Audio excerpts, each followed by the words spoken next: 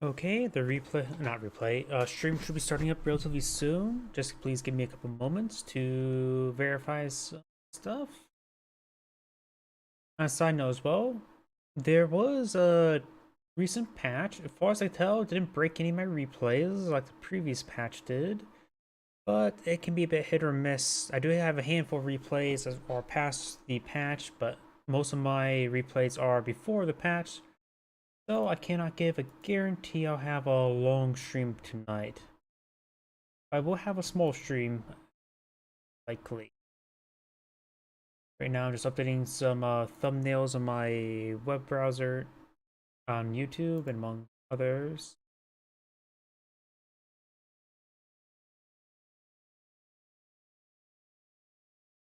There we go. Update the Rumble description. YouTube. Maybe learning a bit slow, but I saw the stream up and going.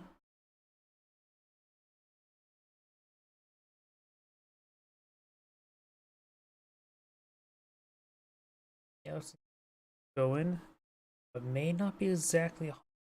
Let me go ahead and go to my other screen for the time, or other computer for the time being, to make sure the replays are good over there. Please give me another moment.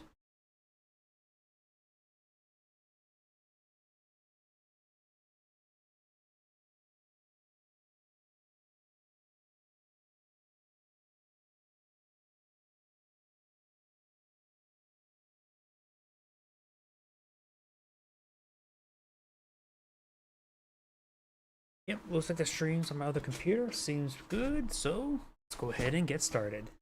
Thank you for the patience. Greetings everyone, and Grade here for another Age of Empires 2 Definitive Edition replay. Spawned in the middle top area and finds a cat water buffalo. We have, as the Red Turks, we have Kiro Tenorti spawning as the blue Mongols. We have Yuzaki, hard for me to say the name. He spawned on the far sides and red is in the middle. So this is going to be perhaps a very, very interesting replay. Of course, right in the middle of the town center up north does have a dock there, as well as getting a bit of fishies. Over here, we of course have the town center over here, and we got fishes being claimed over here, and does spot this relic. I'm assuming spot the relic.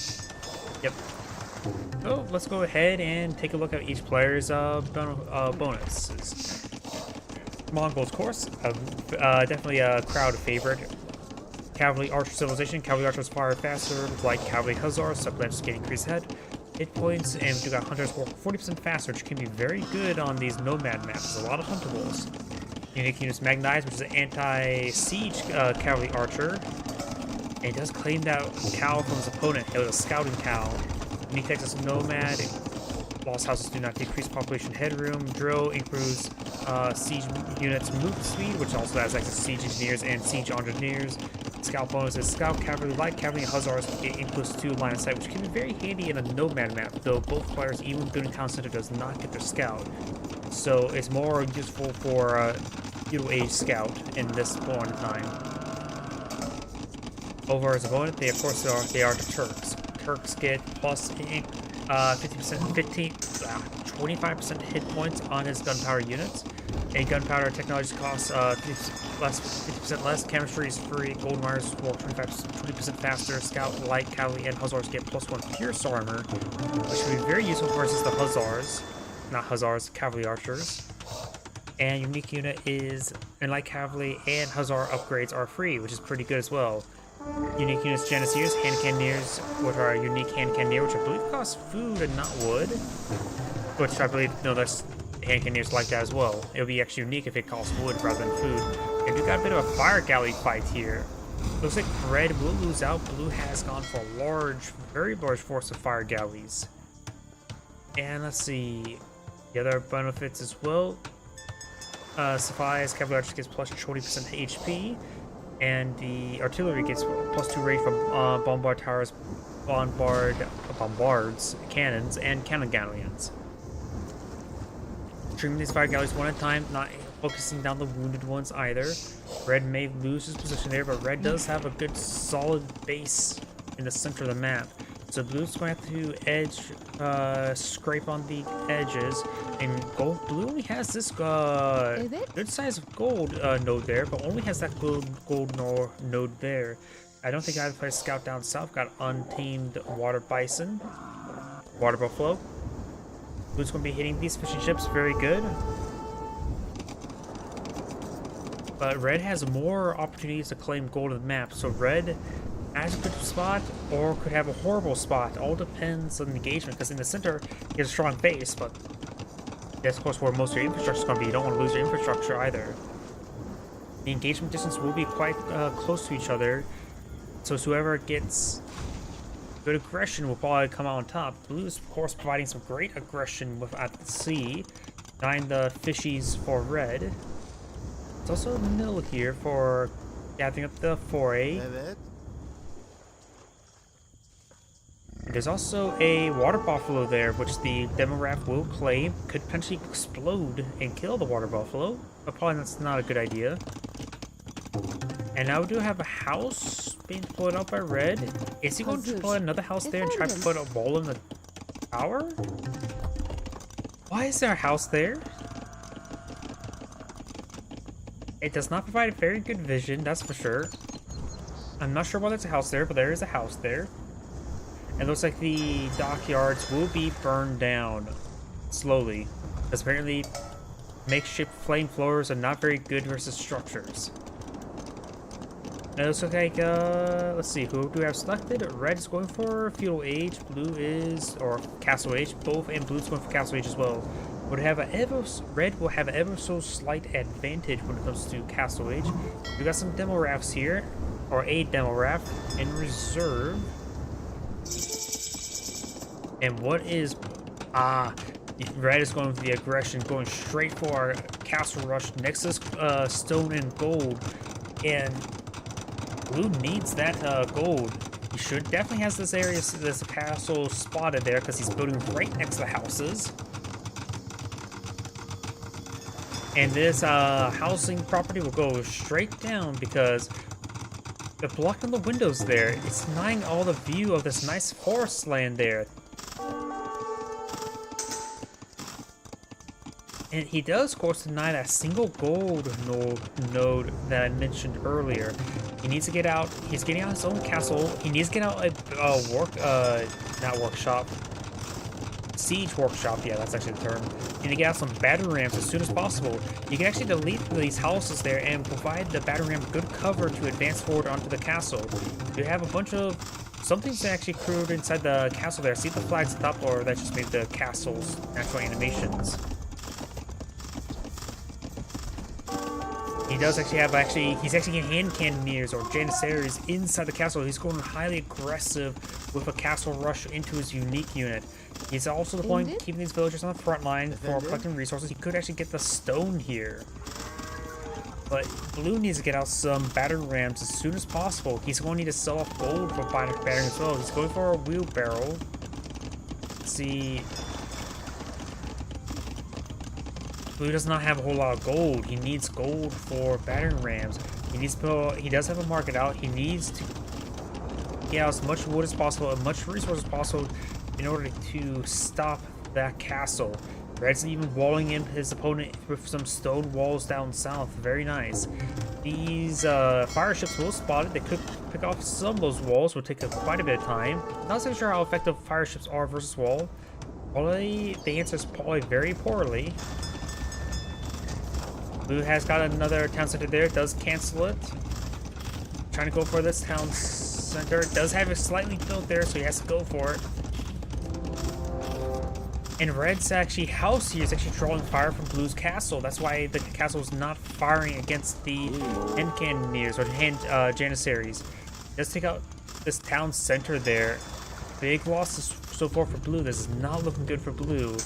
Blue does have a bit of infrastructure here. He could potentially deploy out a town center over here. Not sure where his villagers are. He could actually claim the gold here as well, with at least 1 or 2 villagers. He needs any sort of scraps of gold. I think he canceled some sort of structure there, trying to get another town center up and going. That could be his first, or his now new first town center.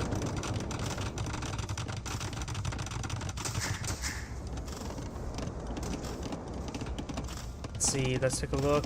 Blue does have less villages than his opponent, but he does have fishing ships, so he does have a steady source of food this entire time.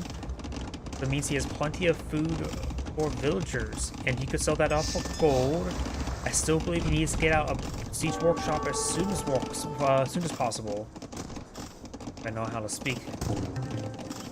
I also seen some hand cannon fire or Janissary fire.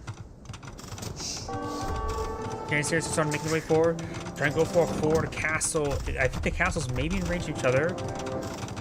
He does have one, not bracer upgrade. What's the first archer upgrade? I forget what exactly it's called, but he does have that. Magadite being pulled out. He could rally in some Magadite into this fresh castle. The castle will, of course, gain some additional arrows from that.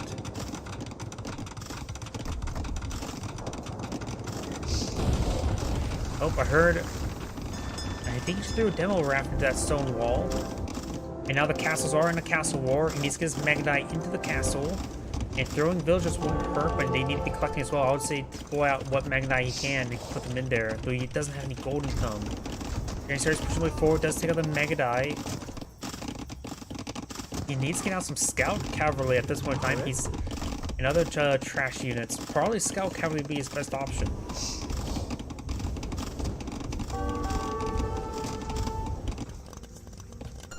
He's getting out a monk. That'll give him a small trickle of gold. That's probably worth it at this point in time. Castles currently fighting each other. Red does, of course, have villagers on the front line for repairs.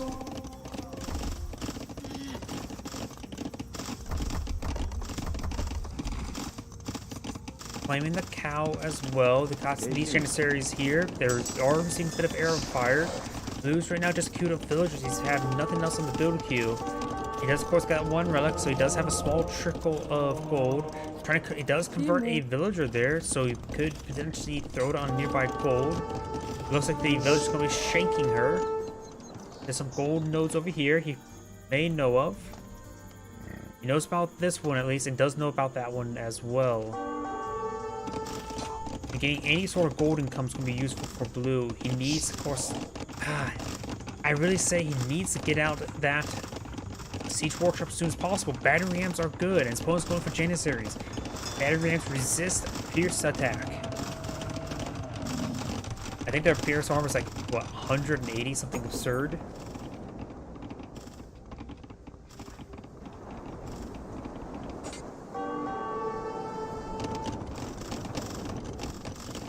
Reds went out to the castle. We got a bit of a castle war. Don't see any technologies that influence the castle war from either side.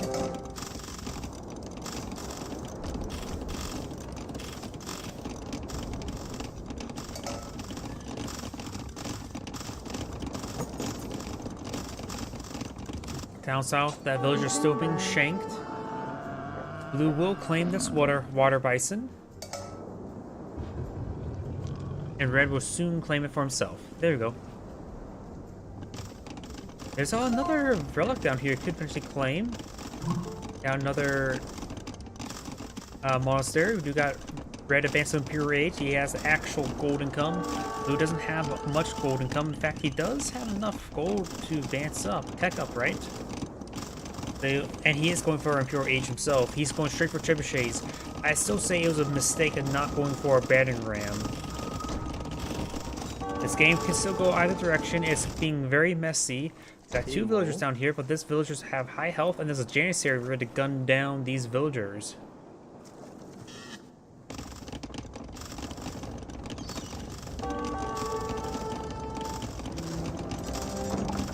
Oh, I heard, I thought I saw a bombard cannon. Yeah, there's a bombard cannon, and now paratrooper is now hitting Blue's castle. Blue's castle line is being cracked, and Blue's going to cast in GG. I say there still was a massive oversight by Blue, just not getting out battery rams. By the way, this is Angrade saying thank you for watching, and on to the next replay. Yep, and this is why I believe some people need to go for basic counters.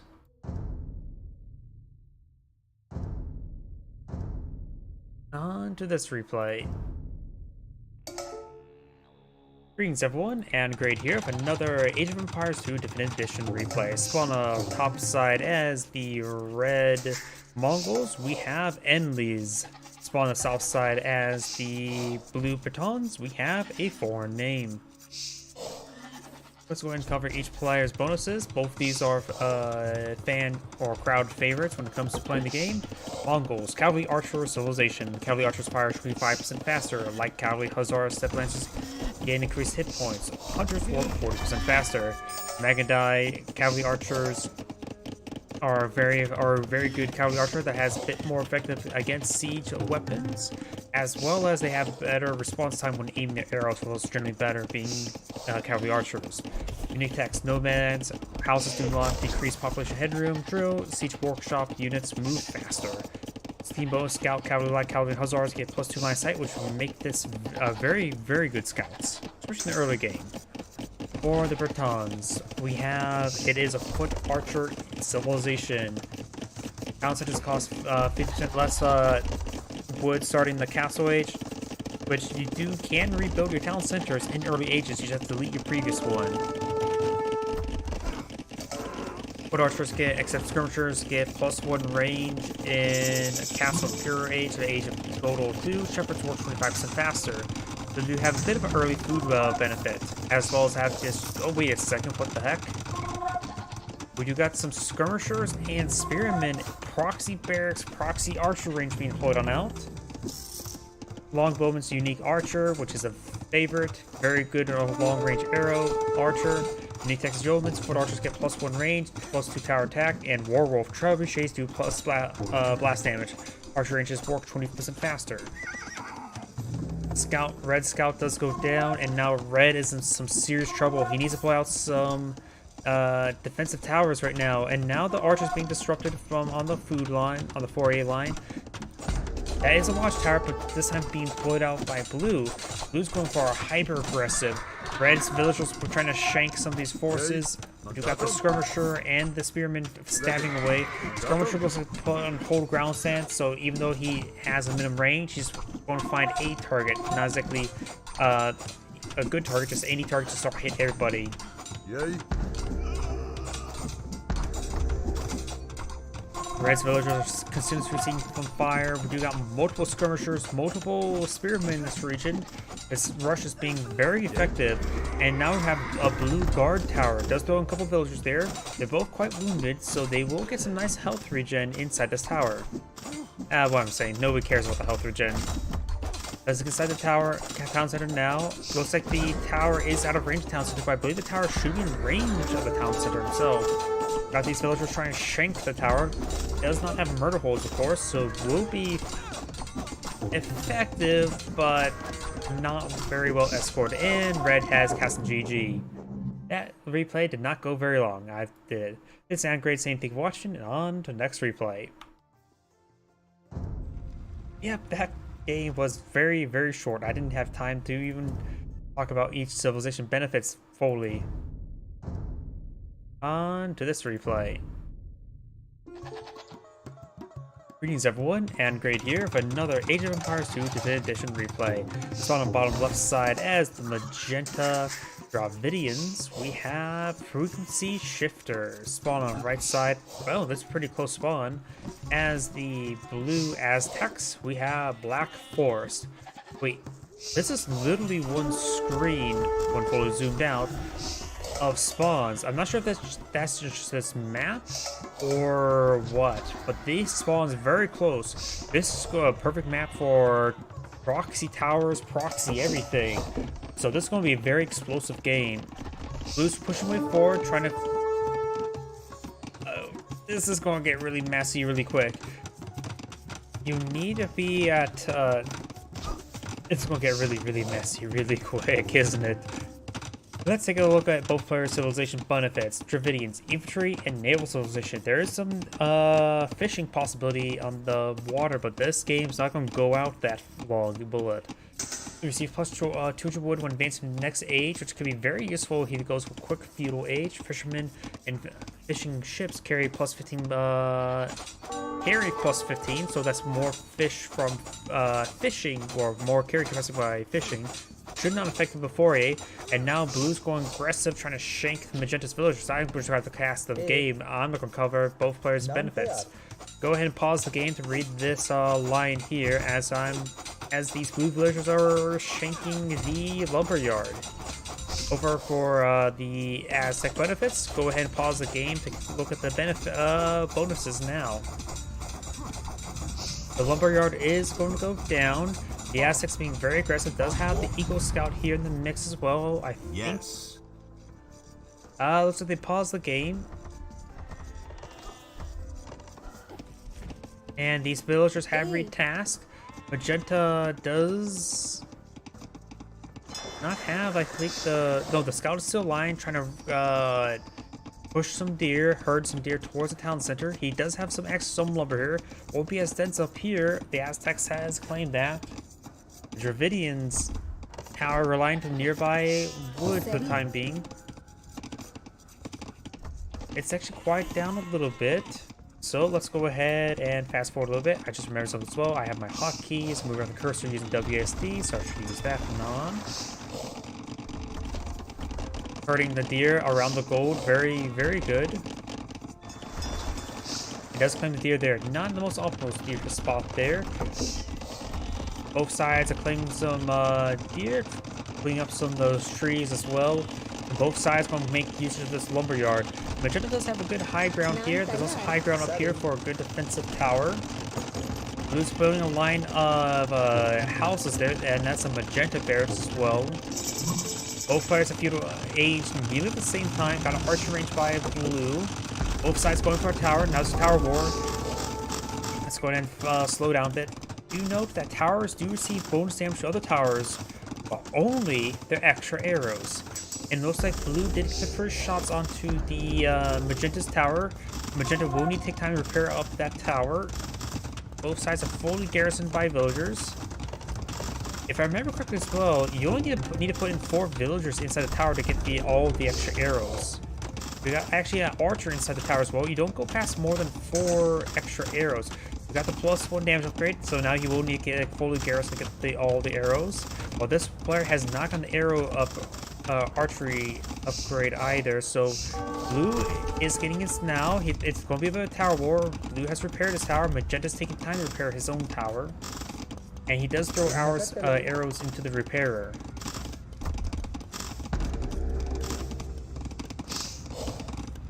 Both sides now have the first archer upgrade. Blue has gone out to some fishing ships, so has Magenta. Very good. It's still a very, very iffy fight. Magenta does have an archer inside his tower there. Magenta does lose his workers or repairers, and Magenta is trying to hit Blue's workers as well. Gains good hits there. Both sides. Let's see. Let's take a look at the villager count. Both sides are quite similar. 32-32. I think Magenta has ever so slight advantage. We do also, of course, have some fishing ships out at sea. One Magenta's archers do go down. He's going to try to transition villagers outside of the tower and go for archers to get those villagers tasking to do other things. He does lose an arrow with not having that extra villager in there. It does gun down or arrow down that villager.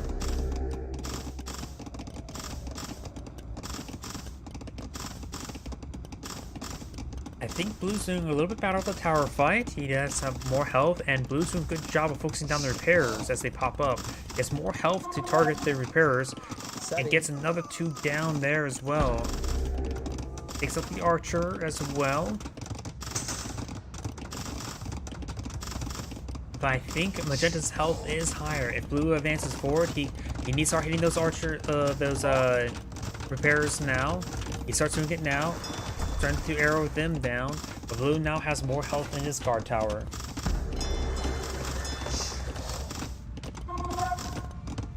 Looks like a fire ship's being pulled out by Magenta. Blue has not gone for a fire ship. Switch over to him. Do we see a fire ship in Doom Q? No, we do not. So it looks like Blue or Magenta will claim the seed. And looks like Magenta may be out of stone for repairs. Yeah, Magenta is now out of stone. Can no longer repair that tower. He needs to get. He doesn't realize that he doesn't have enough stone. He needs to retask some workers onto stone. We have an outpost here as well. Very good. Magenta has claimed this clearing. So that should be in range of the tower, I believe.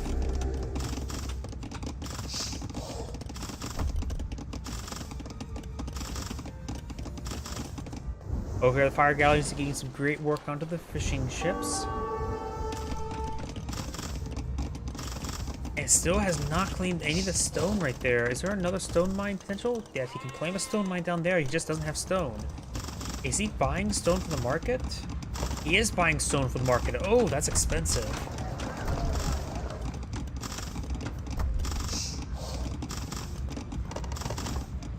He's getting some good hits there on those villagers, repairers. He does get all of his archers, but no, he gets forced out of the tower because it's far too wounded. Looks like Blue will win the tower war. Blue has, of course, claimed the sea. Magenta has a good villager advantage because of all the extra fishing ships. Getting some extra food. I do hear some archers pushing way forward. Looks like Archer going to eye some counterattacking. He's going to rebuild that wall segment that he's focusing down with a full palisade gate. That's one way of doing it.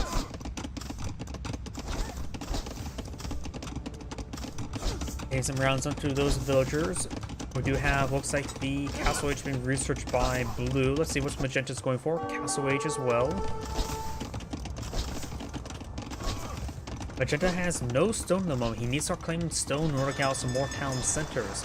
He may be not even eyeing more town centers. He may be eyeing for the aggression to finish the game. He is infantry, a civilization. His opponent is also infantry, so it's infantry versus infantry. You're my swordsman infantry. I'm not sure what that does exactly. He also has access to medical core. Elephant units regenerate 20 health per minute, which wouldn't be half bad against Aztecs. Won't steal infantry and cavalry attacks ignore armor, so his opponent may just need to go for early blacksmith upgrades and then just ignore them potentially. Magenta has a good wave of archers. What archer attacks he can get? He can get crossbow and arbalest. He can get thumb ring. Everything. That seems like he can get everything. Yeah, he can get all archer upgrades. Not bad. Just miss out on cavalry archers entirely. Which, if you don't go for cavalry, if you don't have a cavalry archer specific civilization, you generally not go for cavalry archers in the first place. The only thing more rare than cavalry archers is probably the swordsman line. Magenta has, of course, now claimed this wood up here. We got another town center being pulled out. He's skipping stone collection entirely. We got a mining camp going on down. We do have now some Eco Scouts. We do have 3 Pierce armor. Crossbowmen have 7 damage, so that's not enough Pierce armor to be resilient, I would say. Now we do have also the Eagle Warrior upgrade. He does get 4 Pierce armor now. We do have good mobility. Doesn't have ballistics either. Does get a bit of a burst there. He's also in the high ground. Crossbows now have to claim the high ground. And now these Eagles Warriors will make their advance. He went for Eagle Warriors because that's his best item to deal with these crossbowmen. So he needs more of them. Let's get a number of these. Oh. And Blue has surrendered the game. Realizing that he's going to lose all these Eagle Warriors, he's going to be exposed to a counterattack, and he doesn't have enough time to respond to this mass crossbow. So that's why he surrendered quite early, plus he didn't have any additional fish. His opponent has good village count. It was likely to go in Magenta's favor, but maybe a little bit premature in surrendering. He could have potentially gone off for onagers and things of that sort. But either way, this is Antigrade saying thank you for watching, and on to the next replay. Good, have stuck around a little bit longer. Now, these replays I have... Oh wait, no, I still have one more replay, 2 more replays actually past the patch. So this should hopefully be good enough to prevent any sort of issues. Greetings everyone, Antigrade here for another Age of Empires 2 Definitive Edition replay. Spawn on the south side as the Red Incans. We have Ally Kun 0703. Spawn on the left side as the Blue Persian. We have Rev Zippy. We have some Eagle Scouts going around. Let's go ahead and take a look at both players' civilization bonuses. Incans, they are infantry civilizations. They start with a free llama. Villagers affected by blacksmith upgrades, starting Castle Age. Also support 10 population, which means you can make less houses, but it also means you produce less houses for walls. Unique and buildings cost 50% less stone, which will be useful for town centers and castles. And of course outposts, you can't forget them. Screw watchtowers. Unique units. Oh, I was not paying attention. We do have a militia rush here. It does take out one of the villagers. Let's see if other unique units, Kamyik, infantry, slingers, or says that which is I think like an anti-archer or anti-infantry archer, I should say. It replaces like the hand cannoneer. Unique text, injury sling, Andean sling, skirmishers and slingers no minimum range, which can be quite nice. And fabric shields, Kamyik, slingers, and eagle warriors get +1/+2 pierce armor, making them very resilient. Team bonus, skirmishers and spearmen get +2 line of sight. That's nice, but nothing critical. Eagle scout still scouting around. And it looks like the militia rush is going to fall back. It got one villager and falling back. Okay. Persians, cavalry civilization, start with +50 wood and food. Town centers and docks have twice the hit points, faster work rate starting the feudal age. Unique unit is the war elephant. Unique text is commandarian. New archer line gold cost is replaced by additional wood, so it becomes a trash unit. They only can get crossbowmen, but still trash crossbowmen, not bad. Mahouts, war elephants are 30% faster. And I think wait, I do see another militia rush. This time by red. Red has, or blue is going feudal age. Red's gone for has feudal age now. You may be eyeing for some man at arms, but no, don't see the man at arms upgrade just yet. Blue's forces are still a little bit wounded. May find the Eagle Scout. Red's also looking for additional spearmen. No man at arms upgrade, so this is all you're going to see.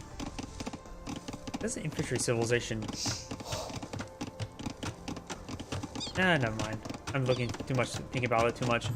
House is being pulled out, trying to wall away those militia.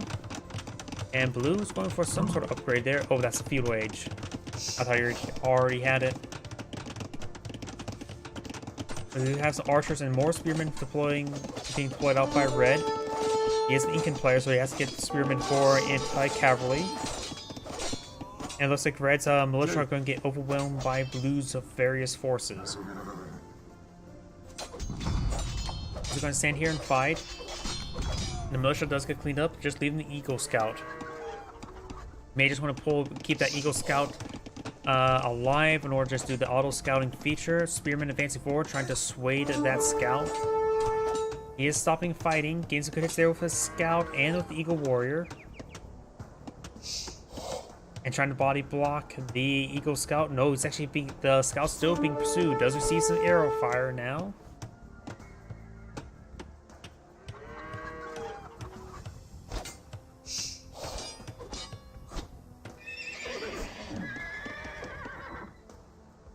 These forces are still being pursued by these militia.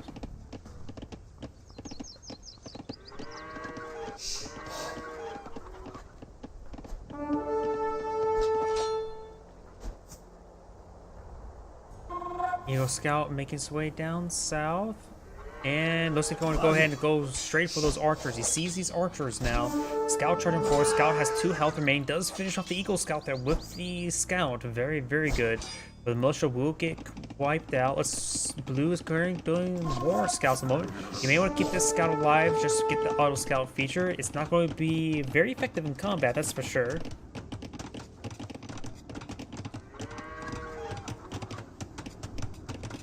We do have an archer range being employed out by blue now. He may be eyeing for some skirmishers for defense. A handful of houses going on up. Does also have a handful of farms here. And a bear is going to be unbearable to those archers. Does finish off the bear.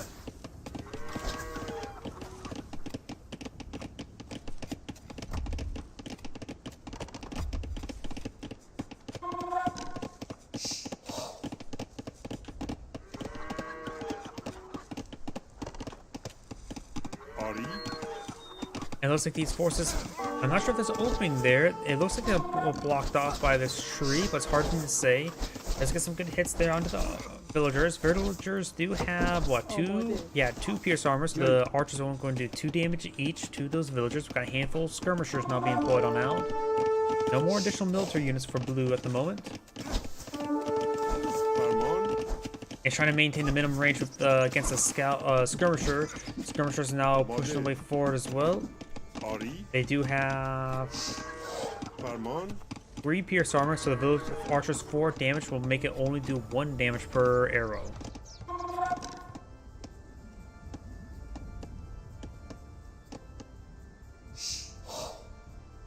These archers are falling them back. There are 2 of them severely wounded. The other one is a little bit wounded. The other one appears to be at full health. Let's take out that spearman as well. We do have, looks like those scouts are scouting around. Bit of a force recon, if you will.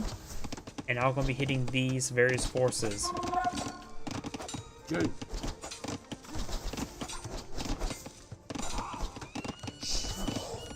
Let's finish off that archer. And scouts are getting walled on in. They're quite wounded, so the spearman should be finished off. Though the archer's doing well with that, as well as that. And the scouts do both go ahead and go down. Both the aggression has subsided for the time being. We got a good defense force of skirmishers. Red is pushing forward with some more archers. Let's see what Red is going for. Red is not going. It's just going for more Eagle Scouts. These archers are more or less just a temporary item until it gets a castle age. And skirmishers are getting some good damage in, but got some scouts now streaming on in. Scout cavalry trying to disrupt the Eagle Scouts.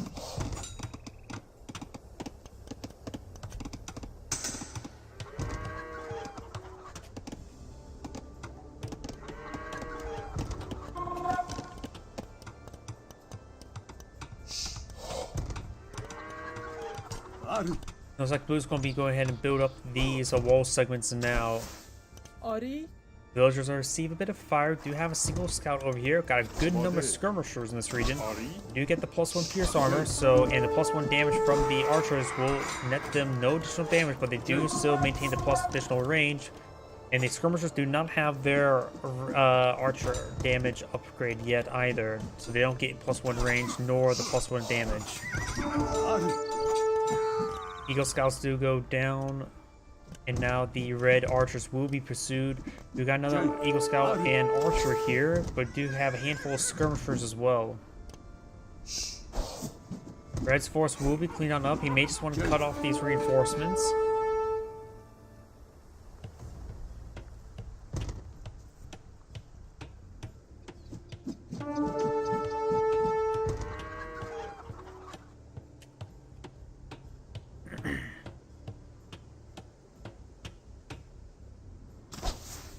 Also charging forth, but they're getting quickly focused down. The skirmishers were not in proper range.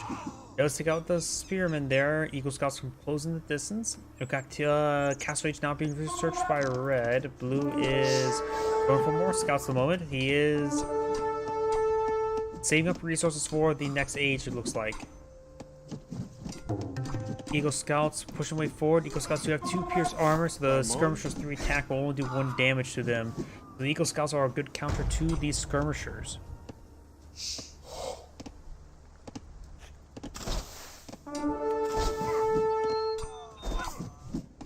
Right now the skirmishers are missing those archers. They do get a hit there. Multiple hits there now. And the scouts are charging forward trying to deal with these Eagle Scouts. Eagle Scouts do go down, but so do a good number of those archers.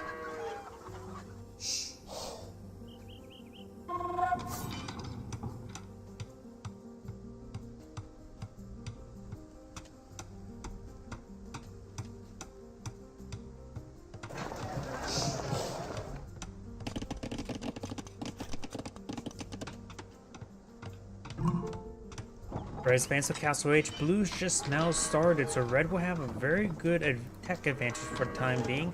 Going for Bodkin Arrow and the crossbow upgrade. That's going to be a massive power spike to these archers. The archer, now he's getting the crossbow upgrade. He's pushing forward with the archers now. Blue's streaming forward with his skirmishers, able to find some hits there on these scouts or villagers. One villager does appear to have gone down. Okay. Autocanero has been completed. Now they're 6 damage, 6 range. Now with crossbow upgrade. Now they're at 7-7 with 35 health, 5 extra health. So now those crossbowmen are a massive threat to Red's current home. Starting to pick off some of these houses, I guess. He needs to hit the palisade walls.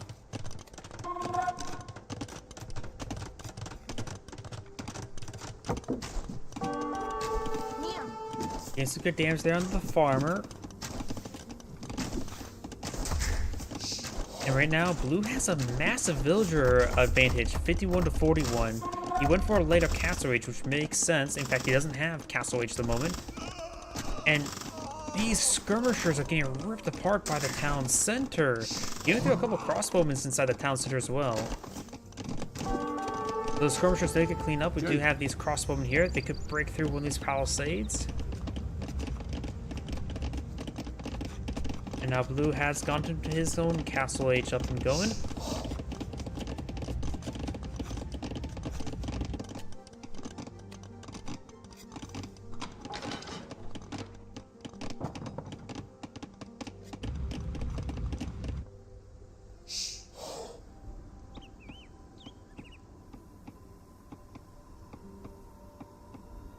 Crossbowmen are making their advance.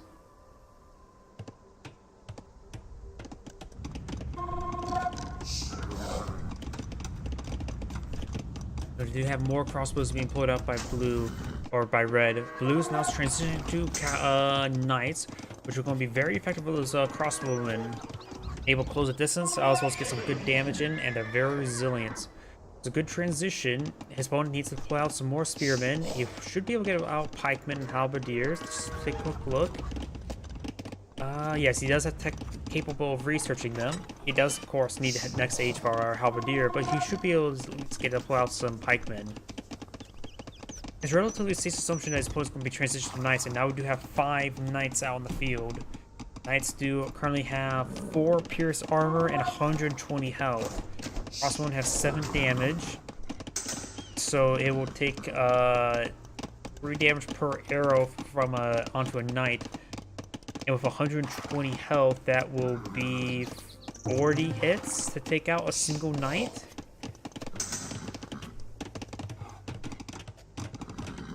More knights being deployed on out.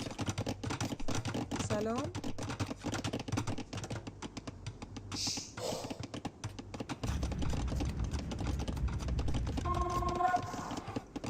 One fast forward as these knights are skirmishing around, trying to find an opening. There's, of course, a massive opening there.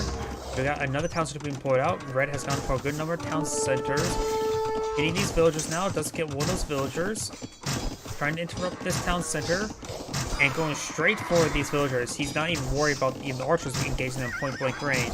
But he will go ahead and take out every single one of those villagers. Does lose a large number of knights, but does deny the town center.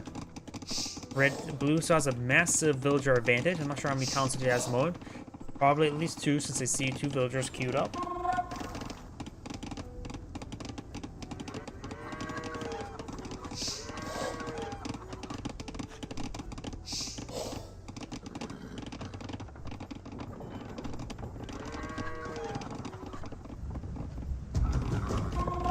So we do have now a Mangonel being pulled out by Blue. Very nice. Which should be very effective versus archers as well as the knights.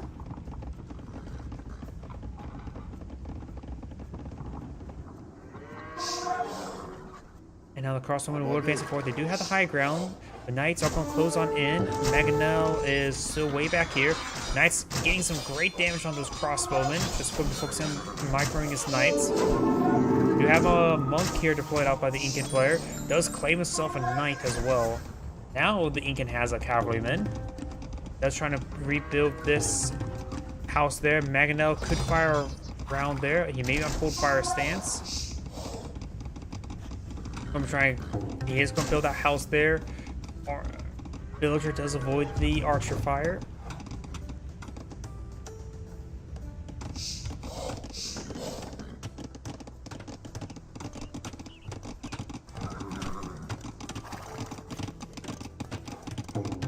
this wall here, provided by the woods, may be going down relatively soon, because it's maybe even a hole right there. So it's probably cutting it a little bit close. I'm not sure. Oh, there's the comic going on. Knight's starting to slash up that blacksmith.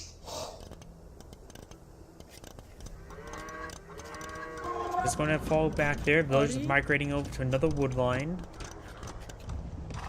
And now you have these knights advancing forward. There's 11 knights there. There's a good number of knights. Over here, there's 27 crossbowmen with 2 monks. The monks could take time to heal up this stuff. And Maganel finds a shot there, but rolls a pretty big miss. Rolls another miss there, but does force back these archers. Archers going to be taking time to throw arrows into a stable. The stable's health is quite stable at the moment, so it doesn't worry about it going down.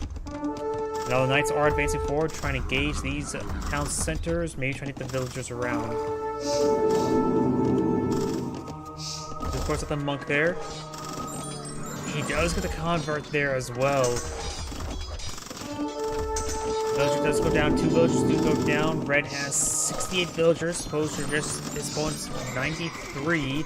Does get another convert there. Very nice. And we do have another town center being poured on out.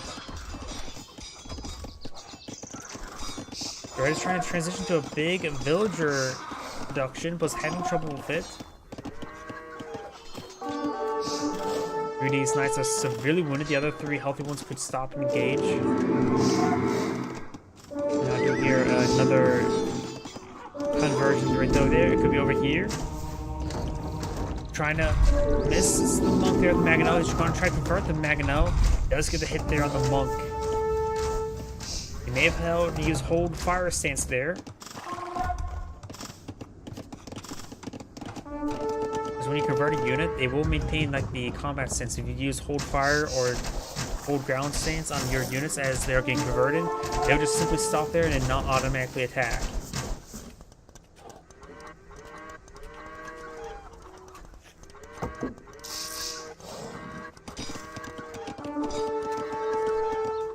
Looks like Blue's going for another Maganel, more knights being produced, and these red villagers are getting hit once again.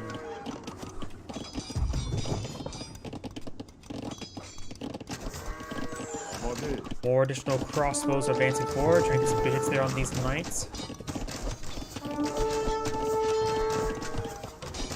It's getting some good kills there. I'm not sure what this house is going to accomplish.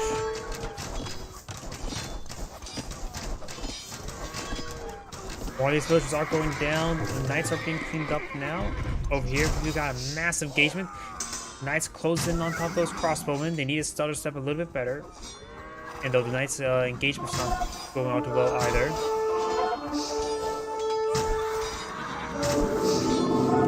Going on the convert.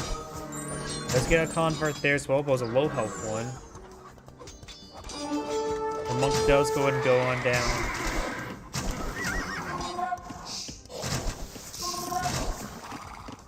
Doesn't target any of the low health ones, hit the high health one on the retreat.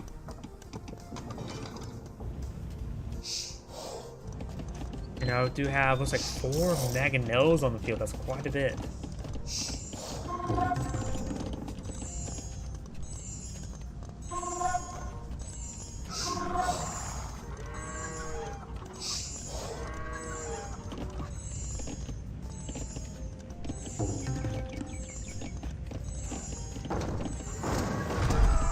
Great hits there on those crossbowmen, getting some deadly hits there.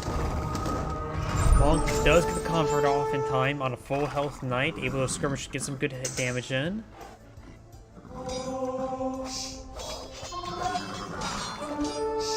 Multiple of these crossbows are going down, and looks like Red has surrendered. This and great, saying thank you for watching, on to the next replay. While this game is loading for a moment, I need to grab a drink. Well, the load time's not very long. Please give me a moment so I can grab a drink.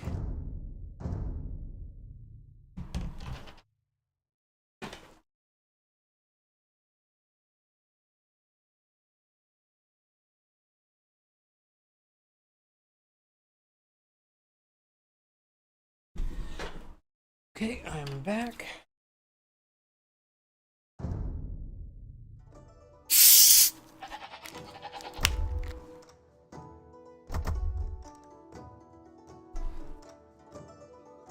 Greetings everyone, and Great here with another Age of Empires 2 Definitive Edition replay. Well, on the south side as the yellow Chinese, we have an Angry Penguin. On top, or on the left side as the Cyan Vietnamese, we have Emperor Polk. Which, China versus Vietnam, age-old rivals. Usually involve everybody getting bogged down in Vietnam. We got some of these goats being claimed, kills off both of those goats. Oh, very good there. By the way, let's go ahead and cover both these civilization bonuses as Yellow's scout getting chased down. Following the south as the... wow. You know, my words mixed up. I didn't get much sleep last night. Chinese Archer civilization start with 3 additional villagers, but less wood, a lot less food. Technology costs 10% less, 50% less, and 20% less, and depending which age, excluding Dark Age. Town center support 10 population plus 5 line of sight, so it doesn't need to get immediate housing. Demolition ships get additional health. Unique unit is the Chuko Nu, which is a multi-arrow archer. Unique text is the Great Wall. Walls and towers get plus 30% HP. And rocketry, Chuko Nus get plus 2 range. Scorpions get plus 4 attack. Farms get plus 10% bonus to food. Does it mean increase gathering rate or just how much they store? Probably how much they store. Vietnamese. They're speaking tree language. Archer civilization. Enemy. Both of them are archer civilizations. Enemy positions reveal at the start of the game, which can be quite nice. I also see what appears to be a militia rush, or nope, just a scout rush. Economic upgrades cost no wood. Archer range units get plus 20% health. Conscription is fee-free. Unique units of Rattan Archer, which I believe is an anti-archer archer, if I remember correctly. And Imperial Skirmisher, which is, of course, another anti-archer archer. Unique text, Katra's battle fence get plus 100% health. Paper money. Lumberjack slowly generate gold additional to wood. That is very potent indeed, because that's a late game source of gold that can pay out dividends. Literally. And scouts gonna be hitting that house. We got these scouts charging around. Does get a nice little wall in there, and now the Cyan does manage to break through on the opposite direction. You have the Spearman there. Does get one of the villagers here, but one of the scouts do go down. Currently, the villager count is 26 to 25. Chinese players has less villagers right now, which actually is a bit of a problem.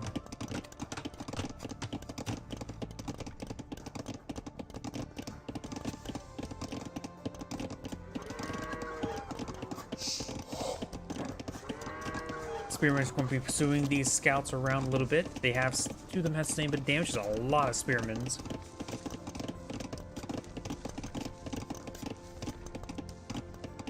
And right now they're trying to find an opening. Looks like there's none to give.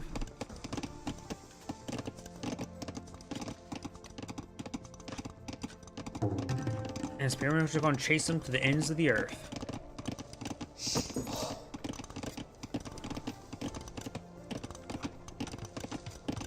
Does spot the gold mine, of course. This another spearman's charging forward. Doesn't manage to find that gold miner. 2 main spearmen in the region. Was it these 2 are set defensive over here? We do have 2 yellow archers engaging on blue or cyan villager there. And now these archers are going to be quickly closed on by these wounded scouts. These archers will in fact go down. Right now the villager count is in favor for the Vietnamese player, up by 3. And these scouts are all quite wounded now. More archers being deployed now. Does find the kill there on the archer and does fall back to these scouts now.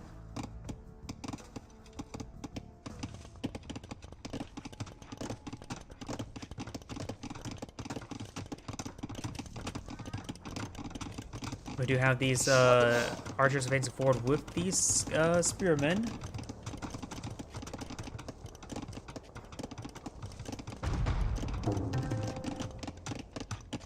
I have a full wall. Well, we do have a full wall off. Blacksmith does get completed there. We do have a stable being deployed on now. And looks like Cyan is going for Castle Age now. Right now, Yellow is not going for Castle Age, going more villagers and more archers. He does not have anywhere enough resources for Castle Age.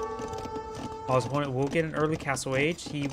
Or Yellow should be able to get ahead for villager advantage for the time being. but it all depends how much advantage he does get from that. Scouts trying to charge him forward, don't receive any fire from the spearmen. Archers pushing way forward, getting some hits there on those villagers.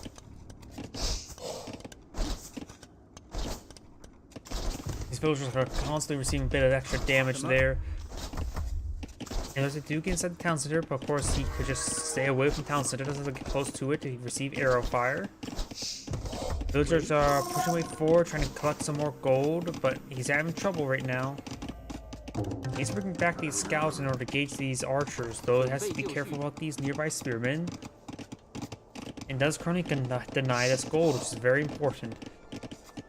Yellow still does not have Castle Age on the queue. Cyan's Castle Age should almost be complete. Almost complete now.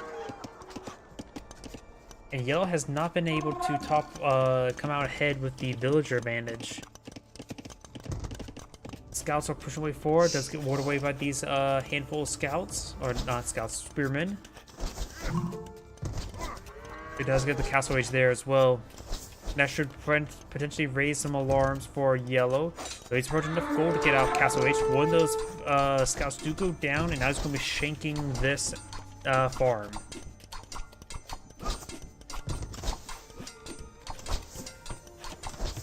He's a good hit there, some villagers, denying them from working. And now the scouts push way forward. One of them almost goes down to a spearman.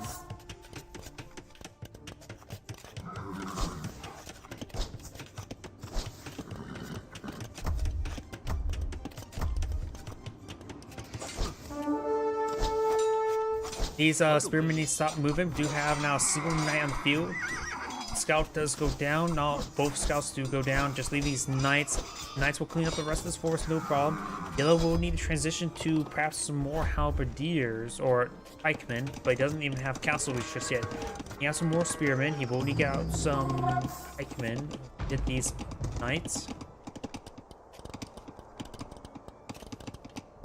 Now I do have the archer upgrade for Yellow.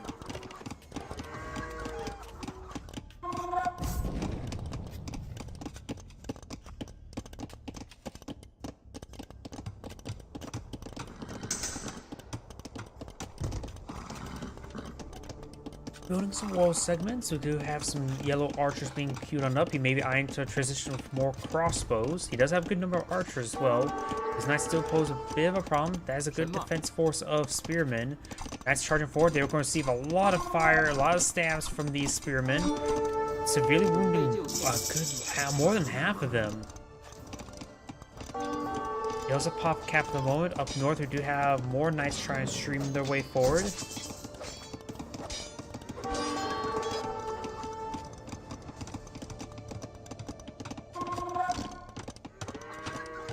Going some more housing, trying to hold back these knights. We got crossbow research now for Yellow. He needs to get these houses built as soon as possible. There we go. Now his population production is going back up. Knights have reached the region, but they are very, very wounded. Now we do have crossbowmen upgraded.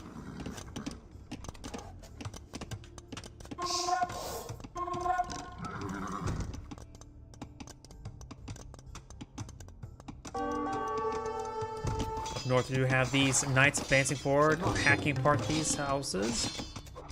And his opponent is a little bit low in population cap, so taking out the houses wouldn't be half bad to disrupt your opponent's production. Spearmen trying to pursue these knights. They're backing themselves to a corner. Crossbowmen, I'm not sure where they are. Crossbowmen eyeing for counterattacks, so it's going to be very, very messy, very quick. Blues trying to repair up the house now. Got some more crossbowmen being deployed out, as well as Blues deploying out some scorpions. Does manage to break through that house. He's now at population cap, as mentioned earlier. And now he's going to lose some population with these spearmen. Knights receiving quite a bit of fire, but spearmen were not pikemen, so they get quickly overwhelmed. And now we do also have the scorpions here to support as well. Yellow needs to get inside the town center. We got a handful of archers here. Yellow's going to advance forward with his own archers, forcing Cyan's infantry villagers away. And Yellow has lost a significant number of villagers.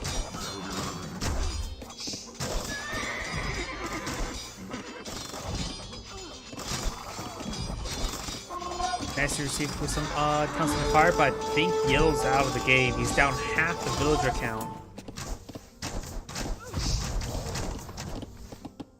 Just managed to avoid these crossbowmen from a good amount, but now these knights are just patrolling around, picking off a lot of forces. We've got these scorpions advancing forward. They can't outrange the oh, they can potentially outrange the town center.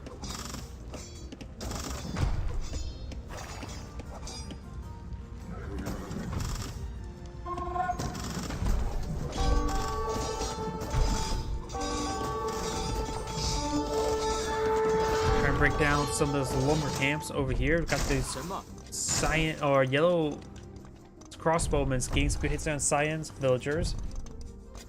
Cyan's dropped down 10 villagers himself. Both sides are just losing bleeding villagers. Now Scorpion's going to be engaged at close range by these villagers. Knights are picking up the lumber camp, going to be breaking through the lumber line. Got a handful of crossbowmen and spearmen to support. Villagers receiving quite a bit of fire from these scorpions. The scorpions will likely go down. Now they're very, very vulnerable to more knights. Does hop inside the town center with his crossbowmen. Knights going to try and stream on forward, trying to pick off the rest of these guys. More villagers being picked off for Cyan, and I think Yellow's back out of the game. Yep, Yellow's back out of the game. He's down to 13 villagers. This is Anna saying thank you for watching, and on to the next replay.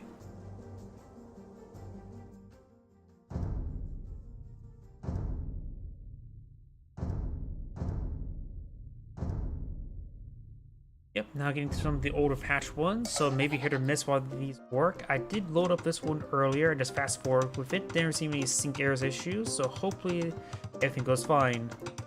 If it doesn't, then that's my previous replay. It's going to be my last replay for the night. Greetings everyone, and Great here for another Age of Empires 2 Divinity Edition replay. Spell on the south top right side as the red Bohemians. We have EGT Lucho. Spawn on the bottom left side as the green Bulgarians. We have HR Crispy. Bulgarians is more defensive civilization, one of my more favorite ones, but let's go ahead and take a look at what each player's bonuses are. For the Bulgarians, they are infantry and cavalry civilization. Militia upgrade lines are free, but he only goes up to 2 swordsmen, but getting free upgrades for your militia is very nice to have. Councilors cost 50% less stone. Blacksmith and siege workshop technology cost 50% less food. Can build prey posts. Unique unit is the Connex. Connex is a very durable infantry, able to be both infantry and cavalry. Unique text is stirrups. Cavalry attacks 33% faster. Wagons, militia lines hit +5 armor. Blacksmith works 50% faster. For the Bohemians, there are gunpowder and monk civilization. Blacksmiths and universities cost 100 less wood. Chemistry and chemistry is available in Castle Age. Spearman line deals 25% more bonus damage. Barber and Sanctity infects villagers, which I believe is movement speed and health. And mining camp technologies are free. I think there's a scout just stabbing stuff. We do actually have a... Oh yeah, the free militia line upgrades means free man-at-arms. So he's went for a militia rush. Or should I say man-at-arms rush. Other upgrades are Hussite wagons. That is basically a wagon that reduces damage if arrows fly over them. And of course got the Hoofscene, which is a special bombard cannon, which I believe does blast damage. Unique tech, Wagenburg tactics, gunpowder units move 50% faster. Man-at-arms charging forward, getting some good hits there onto these villagers. It Hussite's reforms, monks and missionaries technologies have their gold replaced by food. So if you don't get any monk research, you can just hold off till the Imperial Age and just pay food for them. Hopefully that research doesn't cost too much for that. They do also get every single monk technology available. Markets work 8% faster, which is not really that useful. Man-at-arms are following on back. He does keep them all alive. Bohemians, or not, the Bulgarians also can only go up to archers. They can't even get crossbows. So you could actually go for an archer rush as well, but like the Spanish, nothing past archers. Man armor's going to push way forward once again. Not all the palisade walls have been rebuilt, but does have these archers here in the region. He does only have one pierce armor at the moment, so not a lot of pierce armor. One of them does go down, the other two are wounded, one extremely. It looks like he's going to get pursued up north.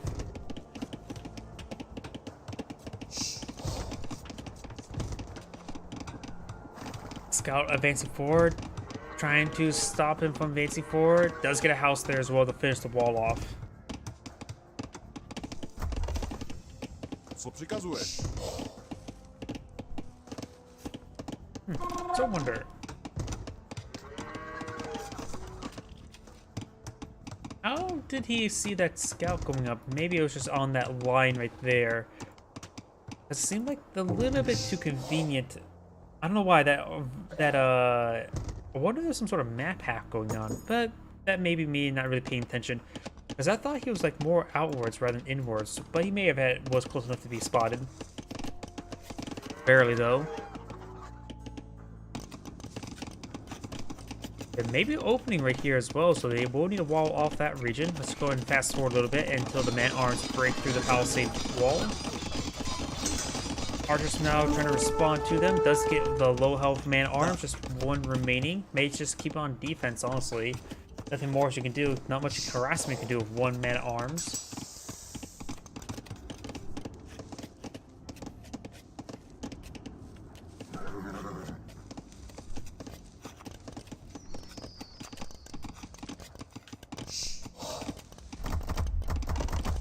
So he went ahead and I think he's going for Castle Age right now.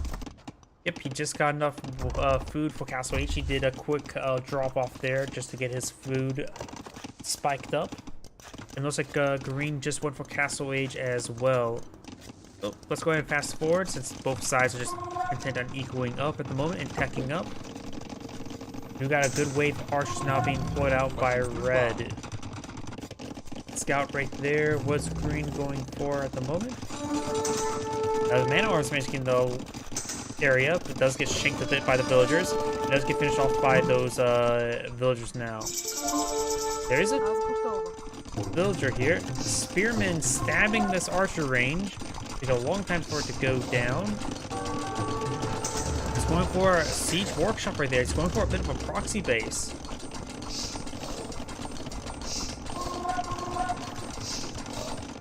Going for Mangonel, okay. Oh, and I was not paying attention as well. We do got these crossbowmen breaking down the palisade wall, now made a breach. And we do have a good contingent of knights here as well.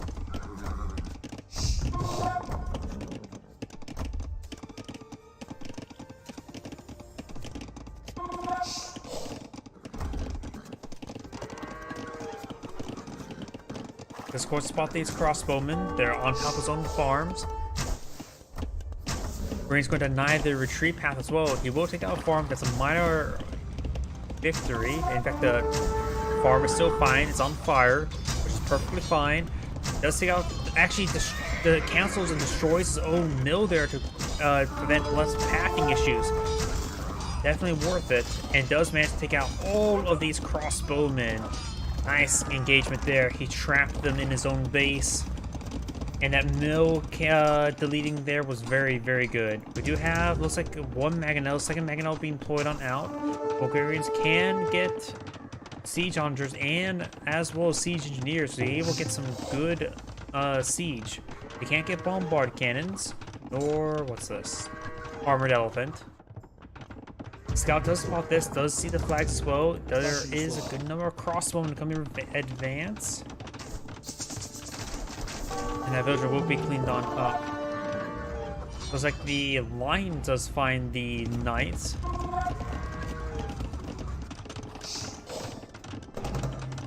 And we do have these Mangonels now advancing forward, trying to get some shots in on top of these villagers. Gets a deadly hit there, getting at least two villagers there. And now going to be sieging down this town center from the safety of his opponent's own house wall.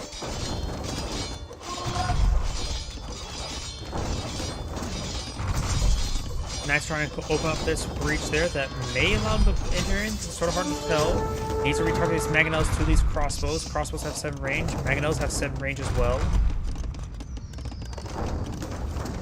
Gets a good hit there on the villager. Trying to prep the town center now. Third Mangonel being pulled on out. Very good.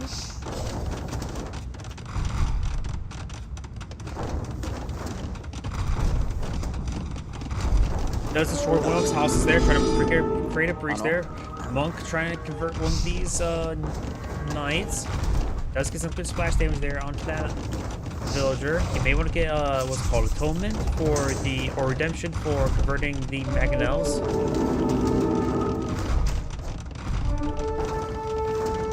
Does roll a miss there onto the monks. Nice charging on forward. Try and deal with the crossbowman. He's not going to finish off the town center at the moment.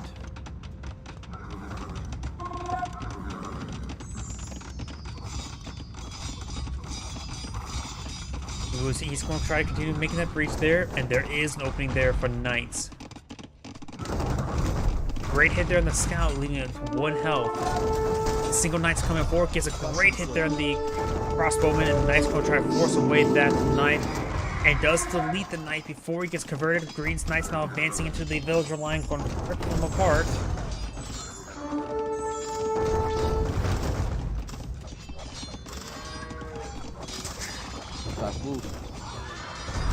The villagers are starting to go down for red. Red is down to 53 villagers. His opponent has 56. Looks like red has maintaining good villager production, but green has leveled it off. Got more conversions, trying to get some more of these knights. Good hits there on the town center. It's going to be de-garrisoned very shortly. Knights are getting whittled away. And he is getting body blocked by his own Mangonels there. He's going to need to get micro them out of there. He's trying to repair out the town center now. Does get no hits there on those monks there. Trying to go for one of the monks now. Missing the monks. Crossbowman advancing forward. Does dodge it. Town center has mostly been repaired. Looks like red is out of stone. Can no longer repair up the town center. Green's pushing forward with some more knights to see what red's build will be looking like. Just more villagers. Great splash damage there. These crossbowmen are getting quite wounded. Does have monks for healing.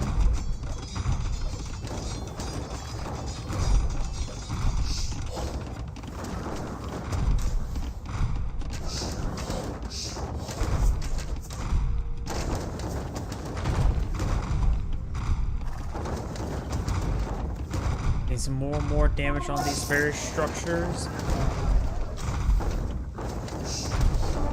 Seeing damage from the Mangonels. One town center does go down. Notice he doesn't have redemption just yet. Going for chemistry, red. It takes out both those monks as well. He needs those monks for healing these crossbowmen. Multiple houses going down as well, and red has surrendered. Taking out these houses is actually quite important. He was at pop cap. He was below pop cap, and taking out the houses will continuously get him pop capped. Taking out those houses actually was quite important. This is Android saying thank you for watching, and on to the next replay.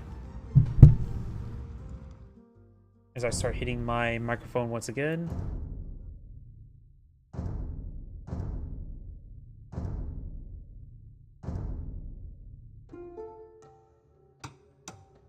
Greetings everyone, and Great here with another Age of Empires 2 Divinity Edition replay. Spawn on the bottom right side as the red Hindustanis, we have Miles.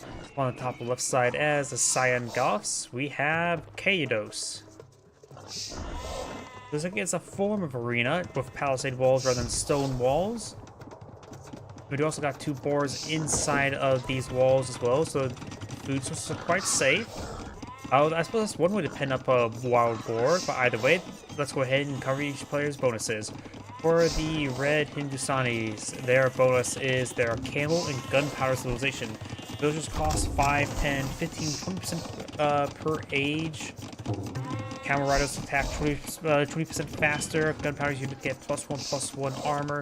And build caravans in the pure age. Unique units of Gulam, infantry unit, and Imperial Camel Rider. Unique text is the Grand Trunk Road. All income is 10% faster.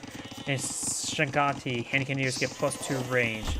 The bonus is camels and light cavalry gets +2 attack per buildings. For Cyan. Cyan is the Goths. Goths are an infantry civilization. Infantry cost in 20% less in Dark Age, 25 in Fuel, 30 Castle, 35 in Pure Age. Infantry gets +1 attack per building per age. Wait, the villagers? What are the villagers doing? Okay, there's villagers and militia in this mix. No, there's one militia. Other bonuses are villager gets +5 attack per boar. Hunters carry +15 meat. Loom can be reached instantly. +10 population in Imperial Age. Going for Watchtower. He's going to try to deny the stone there, which is going to be useful and not useful at the same time. We got the man-at-arms upgrade.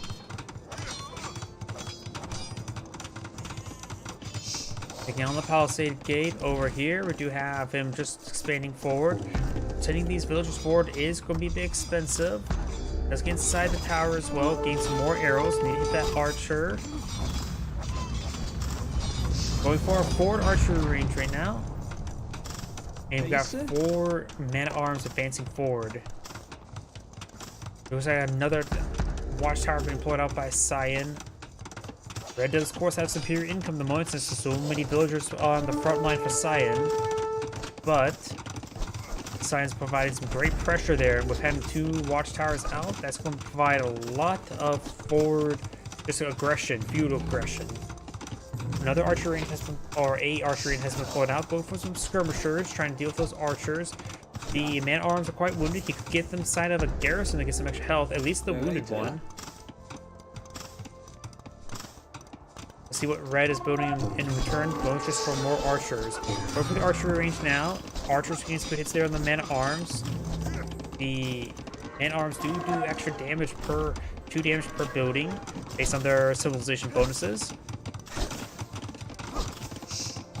Now we have another watchtower being pulled out by Cyan. He's going more and more aggressive with these watchtowers now. He's taking out some of these skirmishers as well.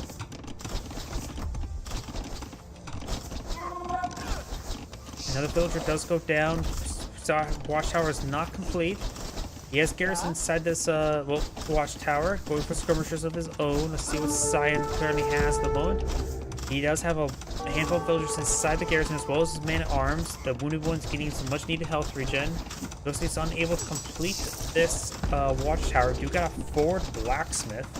Since these villagers are not really doing much, building using those villagers to build is not a bad idea. Trying to go for that watchtower again was unsuccessful. Even with his skirmishers now in the region, he's going to push forward me with his man-at-arms and his skirmisher in order to protect his watchtower to fully build it. He still has the wounded forces in here, getting some much needed health regen. At this point in time, herbal medicine is not a horrible idea, but of course you need to get to Castle Age for that. Skirmishers advance forward. This watchtower will be completed.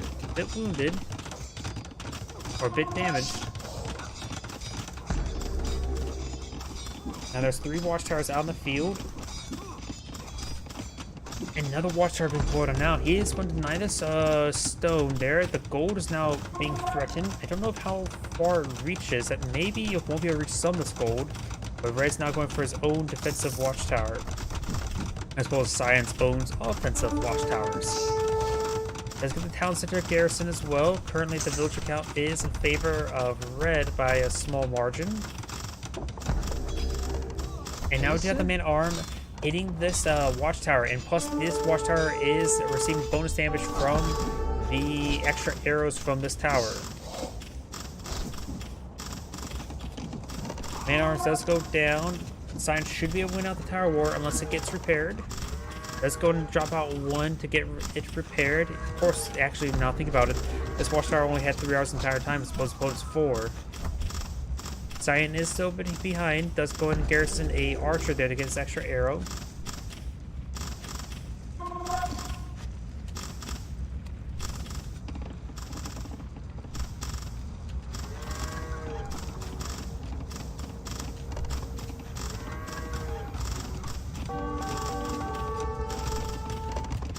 Red is currently just building more villagers.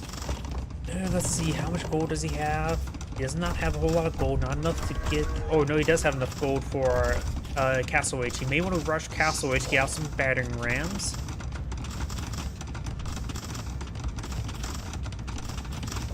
Going for a market as well, which he does now have his required structures for the tech up.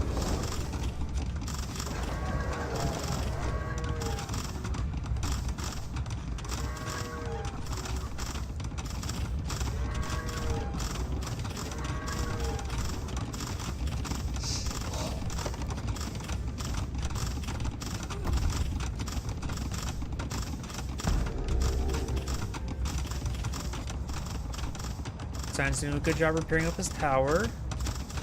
And now Red's going for his Castle Age now. He needs to get out of Siege Workshop as soon as possible. Cyan's not gone for his Castle Age just yet. He doesn't have a whole lot of gold. He does have some gold income. Yep, by 3 villagers. And he doesn't have much food either, so he's spending his money, but maybe at this point in time he needs an eye for a tech up. Cyan's trying to push forward some scouts, trying to eye some counter harassment. He has not broken down those walls just yet. And now Cyan's going to build a fort, a stone mining camp, going to claim his opponent's stone. He has to deny, of course, the gold income as well. Town Center is being outranged by these guard towers. Do have 9 range opposed to just 6.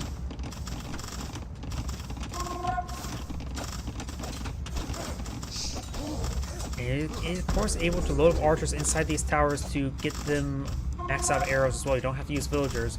This house looks going to be under siege, almost going down. A couple scouts have breaking through. Time to deploy out some spearmen to plug up the breach.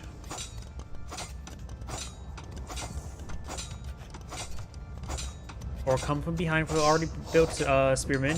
Let's get some great stabs there, gain some great damage, and that's going to be a dead scout there with no retaliation damage.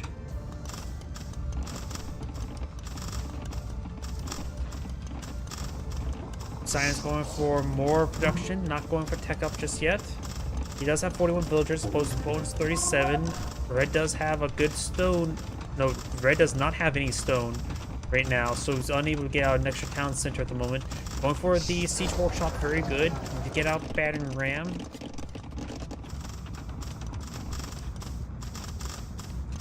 He does not have a whole lot of gold. Switch over to him, see if it's a battering ram. He's going for Mangonel. I would say a battering ram probably be a little bit better. Crossbow and spearmen are skirting around. We do have this extra towns that are now being pulled on now. Buying his stone for it.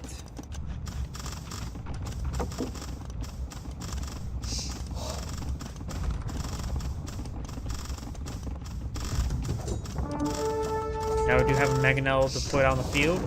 And the Mangonel is being really focused down. The Mangonel only has 7 range. These guard towers have 9 range.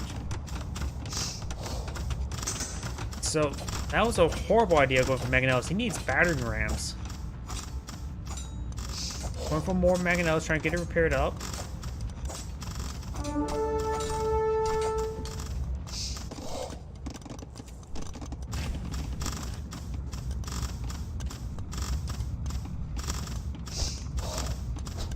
So he doesn't have enough resources to get that Mangonel repaired up. He does not have any sort of gold income. He did not place his town center next to gold either. He may not have this area scouted out. No, he does know about that gold. He needs that gold. And that stone wouldn't hurt either.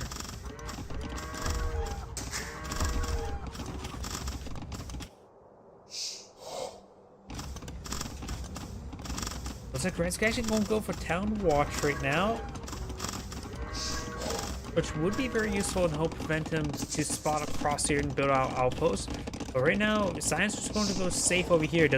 He wants to keep his town safe, or Red's going to try to storm into the town through the tree lines.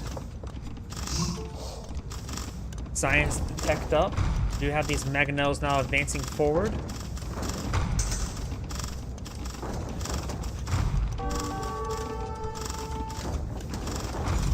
And our watchtowers are receiving quite a bit of fire. Scout coming forward, hacking apart the Mangonel. Those Mangonels do go down. Is going to make a breach there with some skirmishers and crossbowmen. Does have a decent force there, but now we've got a defensive castle put up by Cyan. And that will keep most of his villager areas quite safe. The gold is a safe spot. He has plenty of gold over there. This mining camp only has a bit of stone remaining, which is fine. He doesn't need that stone at this moment. He does get a number of houses here, so it's going to take a long time for this force to do anything. They're just not in a good position. That castle's in a great position. Looks like red is out of population space.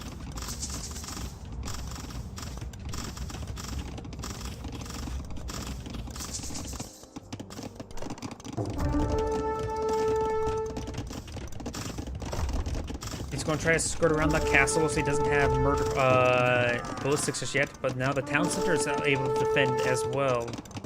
So it's not going to accomplish too much, and he claims into wood from this side of the air. Sure, picking out that lumber cap is annoying, but that's circumventable.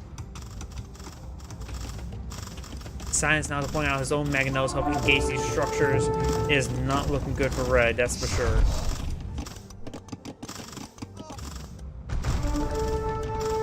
Town center does go down now.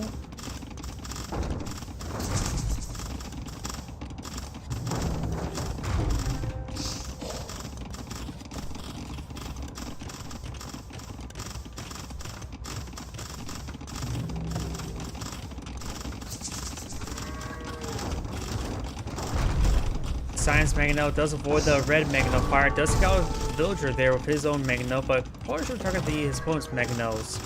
One of them is quite wounded. Now will be topped off in health. Science play out another town center here, able to claim some stone, able to reasonably protect his gold there as well. And looks like Red's army did get cleaned up or run away, one of the two. You got the scout over here, could be put on auto scout. Red still has a village over here. And Science do a good job of claiming his opponent's stone in this region as well. So he may have been lost this stone for a time being, but he claimed this stone here. Sign does have good stone reserve as well, so maybe we'll pull out a castle in his opponent's base next. You have now some armored elephants. I forgot that he builds armored elephants and not battering rams. Same difference. Camels charging forward, trying to deal with the mangonels. But these camels, they don't have a lot of pierce armor, do they? They have 0, so they're going to get annihilated. And now we got Huskarls advancing forward. Huskarl's going to overrun the armed elephants, no problem. And remember, he's Goths. I just remembered something. He's Goths and is able to pull out a Huskarls from barracks. And next, if he advances pure age, they're going to be pumping out like crazy, like rabbits. Huskarls are making their way forward. They're going to overrun these Mangonels. Huskarls are very agile as well. I don't know the exact stats on them. Let's see, did they have... I'd click on one. They do have 7 pierce armor. Okay, they're definitely anti-infantry. Or not anti-infantry, anti-archer. And the camels were not... They don't fight well versus Huskarls. Huskarls don't really fight well versus them either, but they should do better than camels in a one-on-one engagement. Science going for now a castle right here. Maybe it'll reach the stone line as well. Trying to build up some defensive housing as well. And it looks like he managed to wall himself into this region, so this castle will go down. He needs to start to... No, he can't reach this one villager at least. Could be able to reach these villagers here if he were to lead some wall segments go around, but now we've got a wave of archers advancing forward. He could throw these archers inside the castle to get their arrows firing even faster. And it looks like Red has surrendered. This is Anagrade saying thank you for watching, and on to the next replay. And sorry for another interruption again, I need to use the restroom. I'll be right back. One moment, please.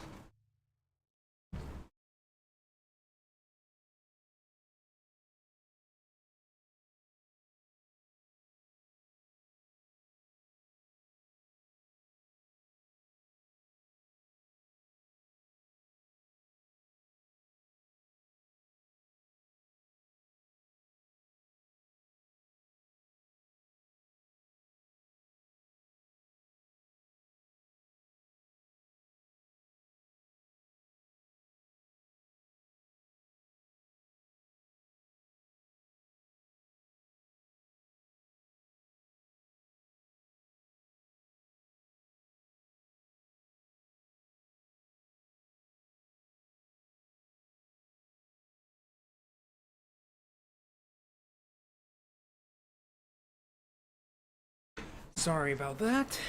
When you gotta go, you gotta go. Ah, Viking Mirror.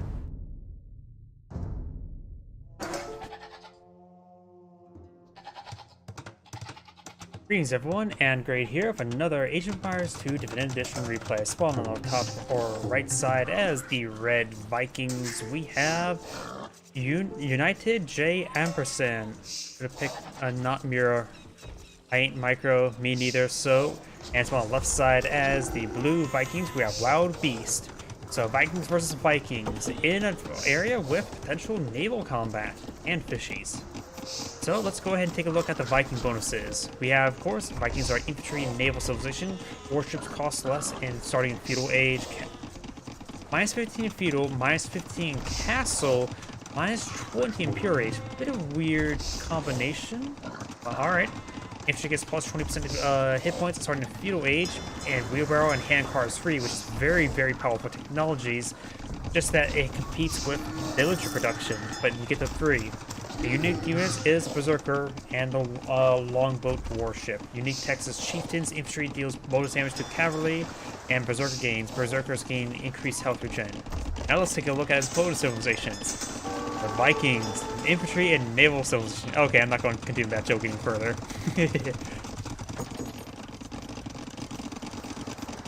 Looks like Blue's gone for some fishies. So has Red. We do got another dock being deployed out. Blue's going out for 2 more docks. And looks like both players now advance to feudal age. Now we'd like to see some fire deployed out. Blue may have the advantage of that. We do have those, actually those are war galleys, or just galleys. Both players have gone for war galleys, not fire ships. Wait, can they get fire ships? Oh yeah! Vikings cannot get galleys, fire ships whatsoever. I forgot about that. I've had a brief lapse of memory about that, but now we know. Getting longboats. Are those have to be start building castle age, right? Not feudal.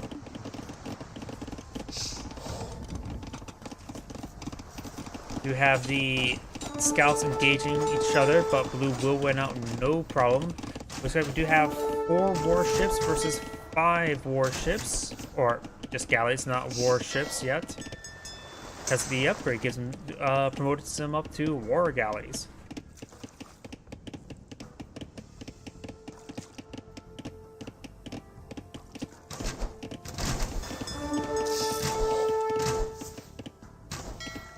Looks like both sides the same bit of damage. Hard for me to tell who's winning, but Red now has 8 galleys. He's going heavy. Blue's getting his production up and is going just slower than his opponent, so Red has the possibility for aggression. Blue could potentially get a nice ambush spawn or get ambushed himself. Being picked off one by one is not a good idea. Blue may want to queue up his rally inside the dockyard.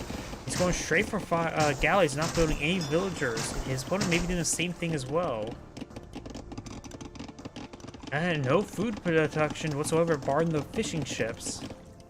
His opponent is maintaining food income, and we do also have Fourier bushes right there. Blue here is not even getting his Fourier bushes. He does spot them, of course. And so overall, Red has a great position here.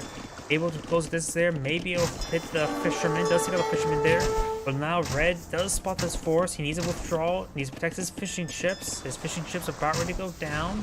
One does go down. Oh, I'm sort of surprised that missed. That looks like he's missing because they don't have ballistics.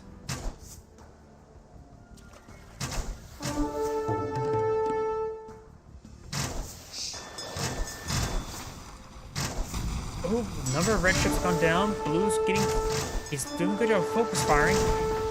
There's a wounded one right there as well. Does picked off. Red's no longer focus firing, which is both good and bad. Does get a lot of overkill there. More reinforcing blue ships. There's 5 blue ships versus 7 of reds. Make that 6 of reds. And Blue's force is split up. We've got another wave of 3 fish galleys for Blue now. Get these forces back and regroup. Don't hit the fishing ships. You're not going to accomplish too much if you lose these galleys like this. Got 6 here, 7 here, 8th one here. 7, 8, including that one being focused down. He should have regrouped, not engage. Because you need to maintain naval superiority before you start hitting those fishing ships. It looks like this one's just going to be chasing into Earth. He can actually sit there and fight. He has... it's going to be both 2 shots each. Looks like Red has gotten the first archer upgrade, getting +1 range. Blue has not gotten that upgrade, so Red does have an advantage, and tech advantage in these fights. 6 pierce armor, 6 pierce armor, so it looks like both going to just take 1 damage, but Red does have the range advantage now.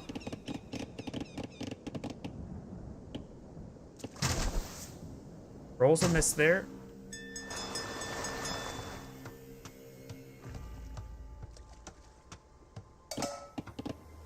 I do got some galleys being loaded on up, being queued up together. The Blue's galley is still alive. Got a couple red ones here. Red's galleys need to fall back. They're going to be picked off like that. Just to get one of the fishing ships there. Currently, Red has 13 galleys here. Blue has 13 here, and I think they're generally higher health. Red does have a loose wood here, falling back, trying to avoid fire. And now Blue's going up straight for Imperial Age, in fact, or Castle Age, and he only has 32 villagers. That he has not really been maintaining his village production whatsoever. He's going for a fast castle. His opponent, let's see, has Castle Age being researched as well, so Blue has a very, very short window advantage, which may have been not worth in the end. He is down nearly 25% of his opponent's villagers, which is going to be massive. More galleys being queued on up. He does see the tech up now. He's going for the Bodkin arrow research, Blue, which that does allow his galleys to have 7 damage, so it allows him to do 2 damage per arrow hit. There's going to be a brief window where he's going to be very, very effective. Does get that one out. Good hit there. Soon, he does get the Bodkin arrow out research. He didn't get the Pierce armor research there, so now Red's galleys will do 8 damage, which means 2 damage per hit. They will do double damage versus opponent. He does have a small time window. He needs to push his advantage now. His opponent just got a Castle Age as well. He's going for Bodkin arrow. And there's the War Galley upgrade. Ripping apart these forces now. Now they're doing 9 damage, which is great damage. So Blue does have this very, very important tech advantage, but now it has evened out. Red has currently 19 warships here. Blue has 18, 19th one here. It's still messing games, all about pathing and positioning at this point in time. Blue's just charging forward. Red's able to get a lot of free shots in. I think Red will win out. We do have a couple trap ships for Red as well. You have 13, maybe 12 ships versus 12 ships. Both sides are losing a lot of ships.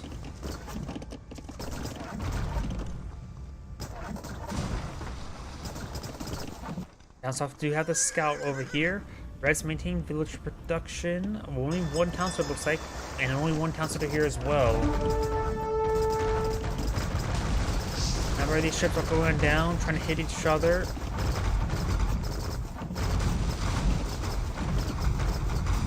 Good is there as well. Now these ships are going down, both sides. Let's see, Blue has 10, Red has 8.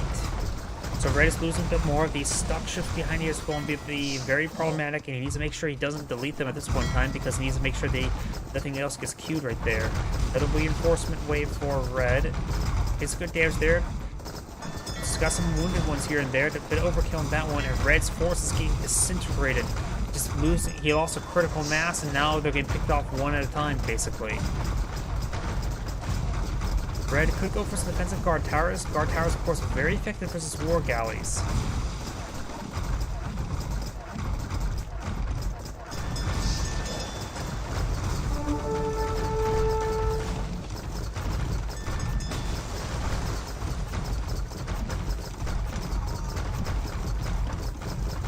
Blue has maintained naval superiority, or has gained naval superiority. It's going to be picking off these ship dockyards now. You have at least one garrisoned ship in there. Got multiple garrison ships, and Red's backed out of the game. The game's just decided on the sea. This is Great saying thank you for watching, and on to the next replay. A lot of short replays today. I haven't been able to find a lot of good ones, have I? One thing I want to check as well, I see YouTube on my OBS still maintaining like sending stream. Okay, nobody's done any chaps over on YouTube as well. Not sure if the YouTube's bugging out or what, but let's go ahead and go on to the next replay.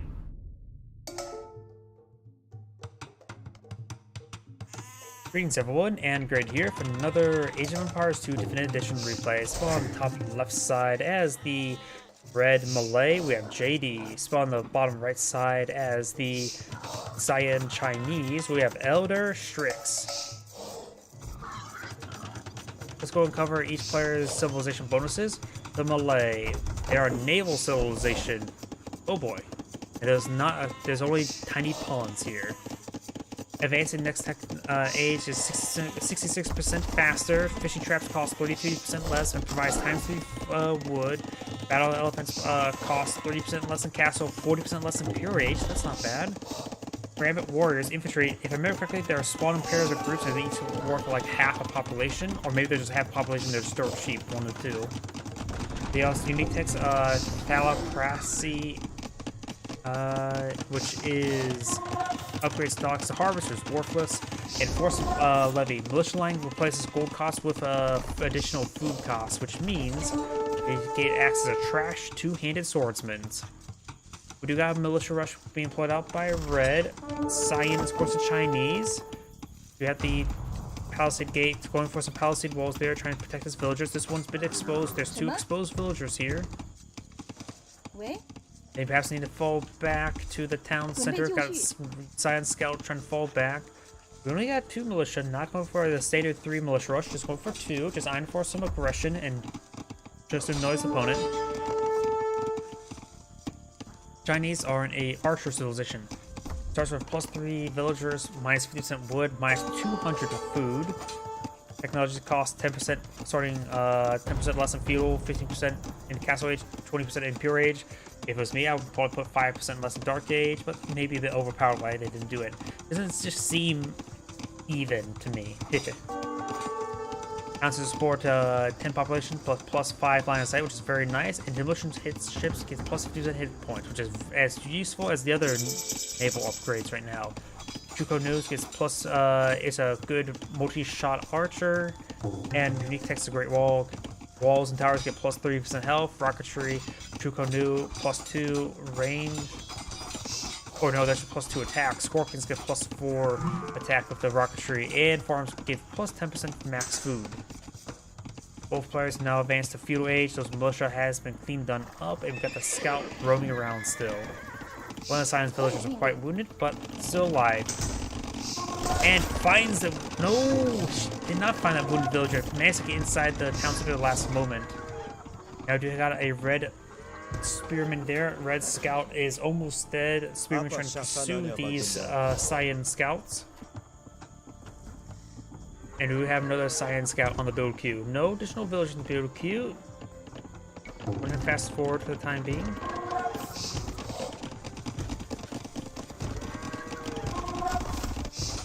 It does go ahead and pick off some of the. It does pick off a villager there. Very nice. Cyan is going to try to find another villager.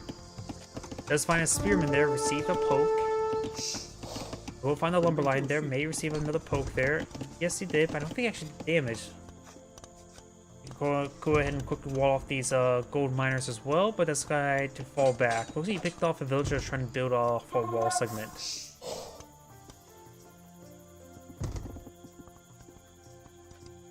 Looks like they are on a patrol move, trying to protect that region. Cyan's getting out his walls, claiming a lot of land, getting some Good land coverage for his wall placement.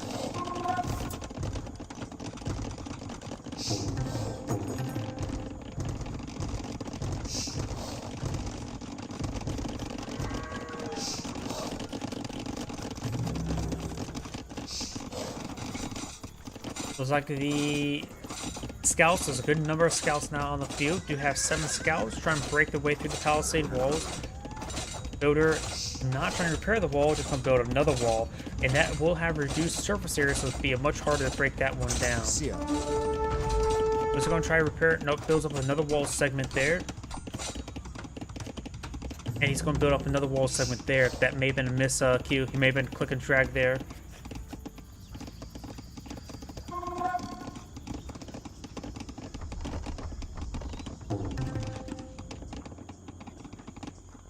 Oh, here looks like he is going for a house. Let's go fast forward a little bit more. It looks like the scouts are going to try to break down another house. That one will get repaired up. It does take up both the spearmen there with the scouts, overwhelming the spearmen with numbers.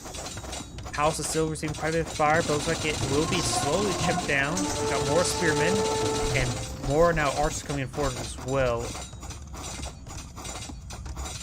He will break apart that house there. It looks like the Malay player has gone for his castle wage. The Chinese player is now producing his own castle wage. The villager count is slightly in favor of the Cyan player. Now we've got a bunch of defensive archers pushing way forward. Spearmen trying to engage the archers as well.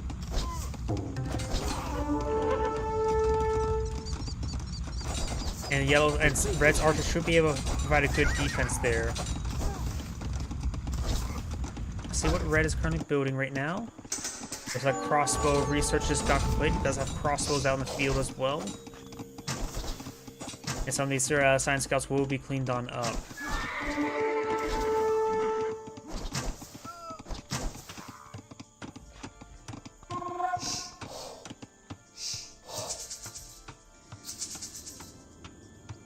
With these farms, some of the farms was exhausted. Can Malay build cavalry out of curiosity? Did the Malay historically ever get horses? I honestly don't know. Or a stupid question. It's not uncommon. It's not unheard of to say some civilization removed the capability of getting horses, such as like the Aztecs, Incans, and Mayans. I wonder if some of these oceanic nations, like the Malay, never had horses to begin with. They may have. I'm honestly not sure. They may have draft horses. I wonder if they ever had like actual combat horses. Probably. Maybe in the form of chariots. Crossbowmen advancing forward, trying to engage the spearmen. Yep.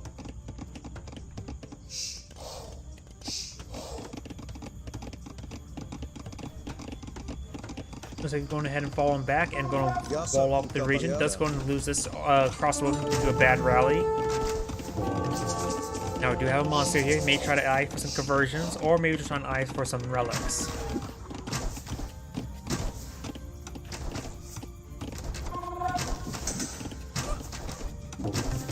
The fresh crossbowman we have kicked off once again. He needs to fix his rally. He needs to make sure not it's diagonal. And now we got these scouts engaging the wall segments, trying to make a breach for his crossbowman. Does have a handful of skirmishers to support them as well. And we do have the... So that's 11 crossbow here. That's a good number of crossbows. No monks being deployed out at the moment.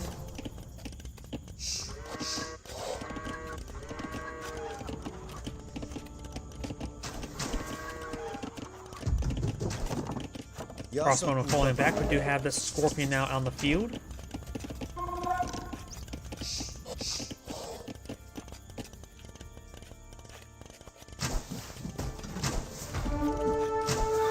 Scorpion's falling on back. Let's take out a number of these scouts. Another scout does go down. We got these scorpions advancing forward.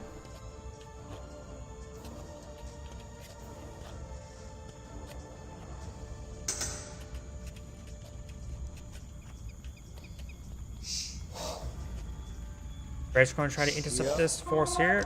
These crossbowmen do have their +2/+2 armor and plus the 2 range attack, while Red's crossbowman does not have any sort of armor, so they're going to be very, very vulnerable to anything that shoots at them.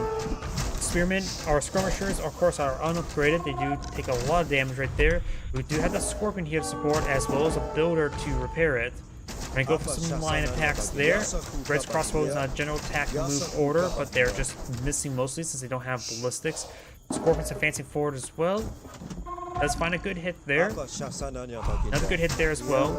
Cyan doesn't have the high ground there.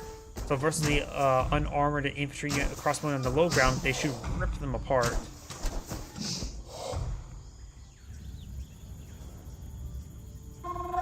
Scorpion's going to be pursuing these forces. He's doing a good job of warding them away.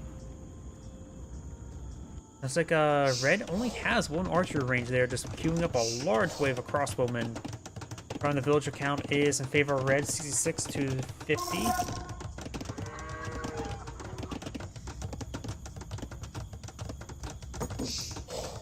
Now we do have another town center being pulled up by Cyan. Now we do have a siege workshop of Cyan's of his own. He may be eyeing for some Mangonels. So switch over to Cyan. Yes, see a Mangonel in the build queue. And I heard, I think, a monastery just being built as well. Yep. No, that's the university, not monastery. My bad. Town center is 97% complete. Just needs a couple of whacks with the hammers to finish it off.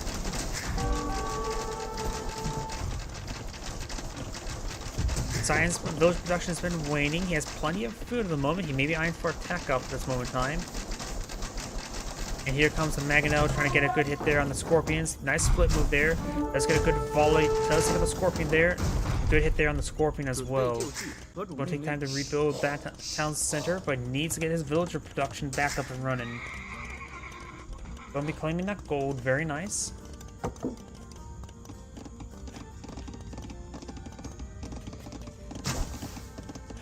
There's still this opening here as well. That opening has been reopened up. Cyan's getting some good damage there on the Red. Red is just standing there firing. Both sides are losing quite a bit. Red does have some armor now. Cyan has no, so it's +2/+2 armor. And with his high ground as well, Cyan's able to take a good engagement there. Red's crossbow's getting ripped apart. He could throw these crossbowmen inside the town center in order to get the town center firing. Mangonel does find a good shot from the low ground. Cyan's crossbowmen are severely wounded. They may just need to fall back. Does roll a miss there. Mangonel's making a soft retreat away, trying to run away. Fires, nails a couple crossbowmen as well as the goat. And it goes down.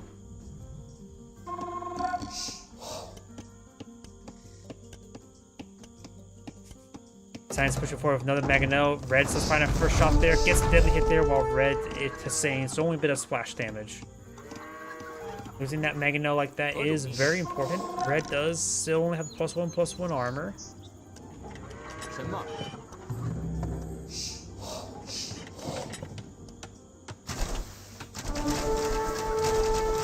Red's Mangonel's advancing forward, trying to gauge these forces. And a couple of good crossbowmen do go down.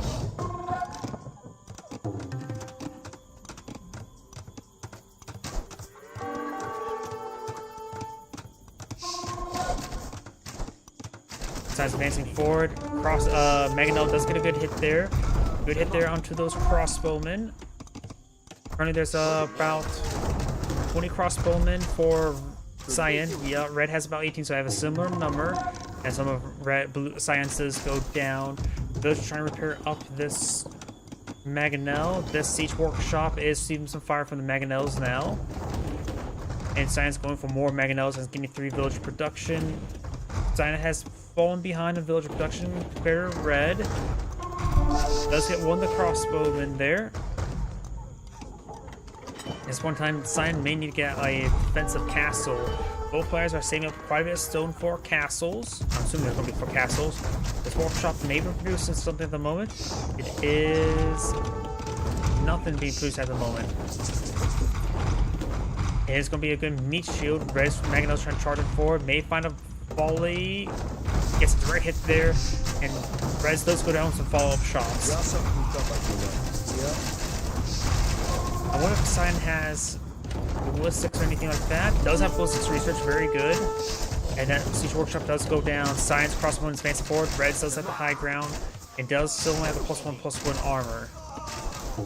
There may be some sort of special magic number of only going 1 extra armor rather than going for both sets. Though I'm not exactly sure. Let's see, 7 attack versus 35 armor.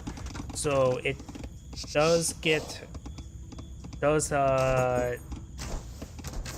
7 shots to take it out, or no, 5 shots to take it out. But with Pierce +1 Pierce armor, it will take too many complicated math right now. Need a calculator for that. But it may be possible where it just hits a sweet spot versus a crossbowman fight.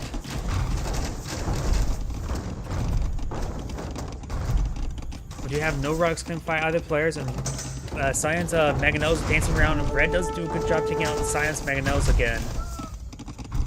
There was a could have been a decent shot there, just rained a little bit short, just minor splash damage there. Cyan's going for more and more crossbow. Impure Age being researched by Cyan. Red is not already has Impure Age. Is going for Arbalest now.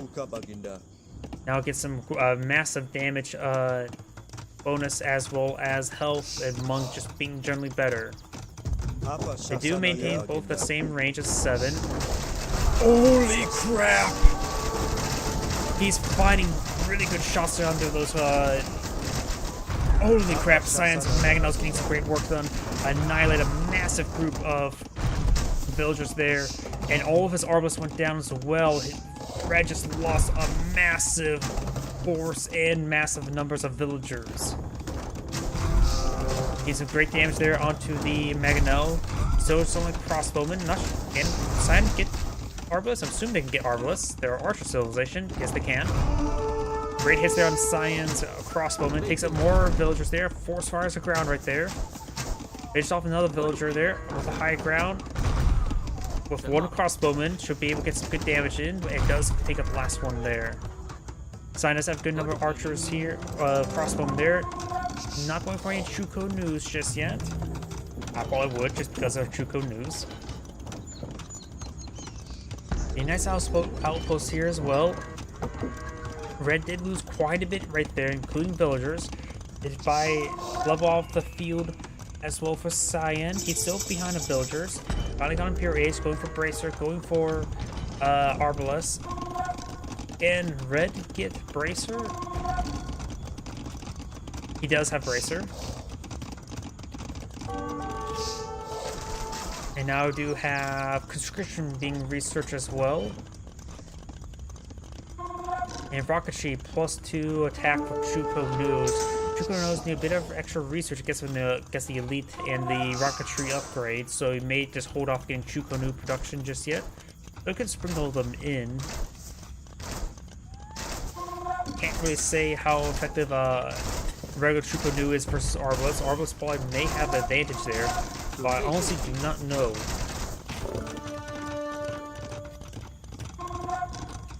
We do have now chemistry being researched, and now we have the castle, another castle being deployed out by Cyan.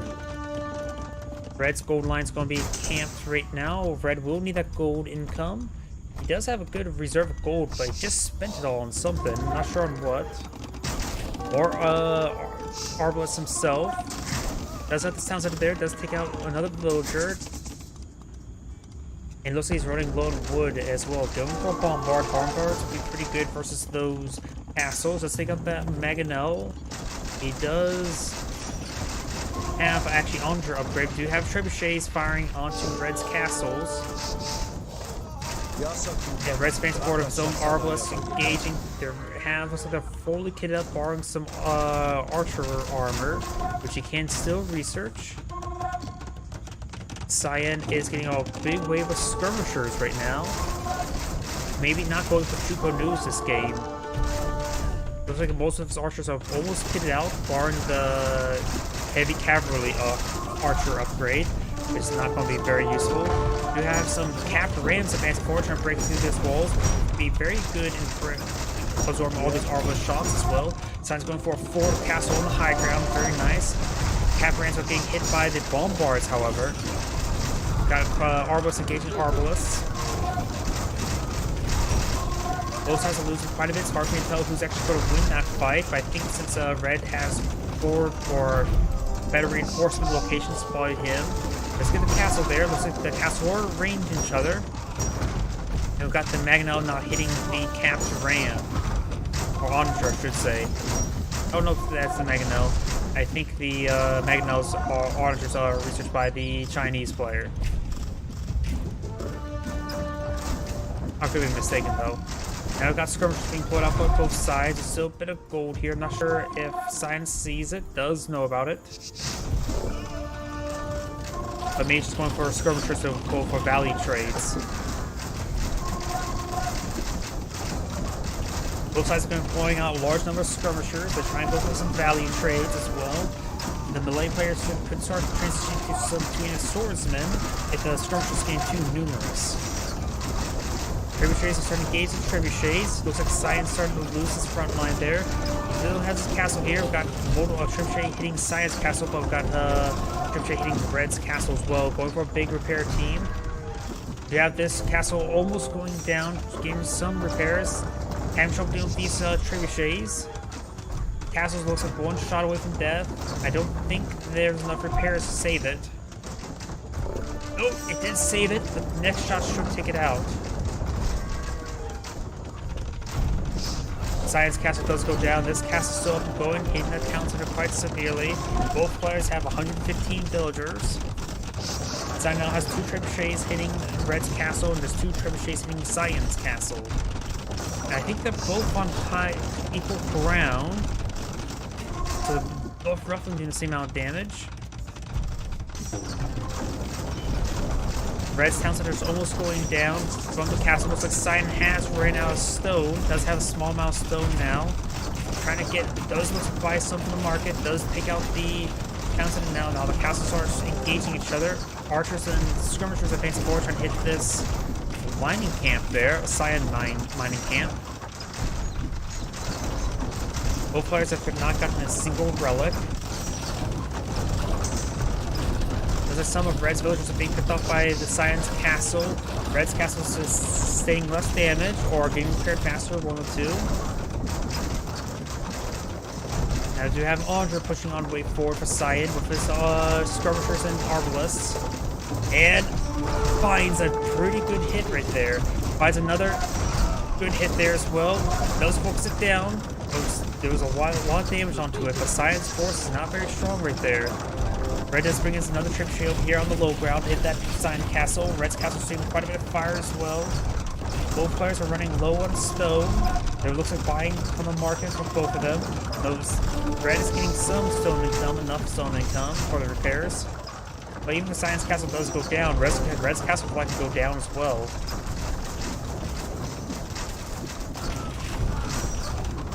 Cyan's castle has gone down. Next volley from Cyan's trebuchets could take out that castle.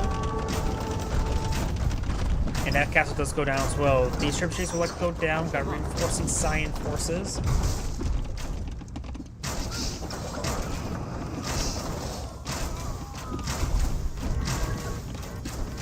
Cyan's trebuchets going to be trying to hit Red's trebuchets. Going for a bit of trip war. Does allow Cyan's forces to get some good damage there onto these various forces, but it looks like just caught mass skirmisher by Red at the moment, just going straight for value trades. We do have a handful of arbalists in the region. Cyan's going to switch to mass Onager. Red could go for Tweenus swords in the current raid, but he probably needs a good amount of research for that transition. He probably does not have enough gold for that. We have another castle being played by Cyan, more defensive. Cyan, Red of course has the bombard cannons. I have been researching them and pulling them out. Cyan cannot get bombard cannons, and bombard cannons are great for siege weapons, as well as castles.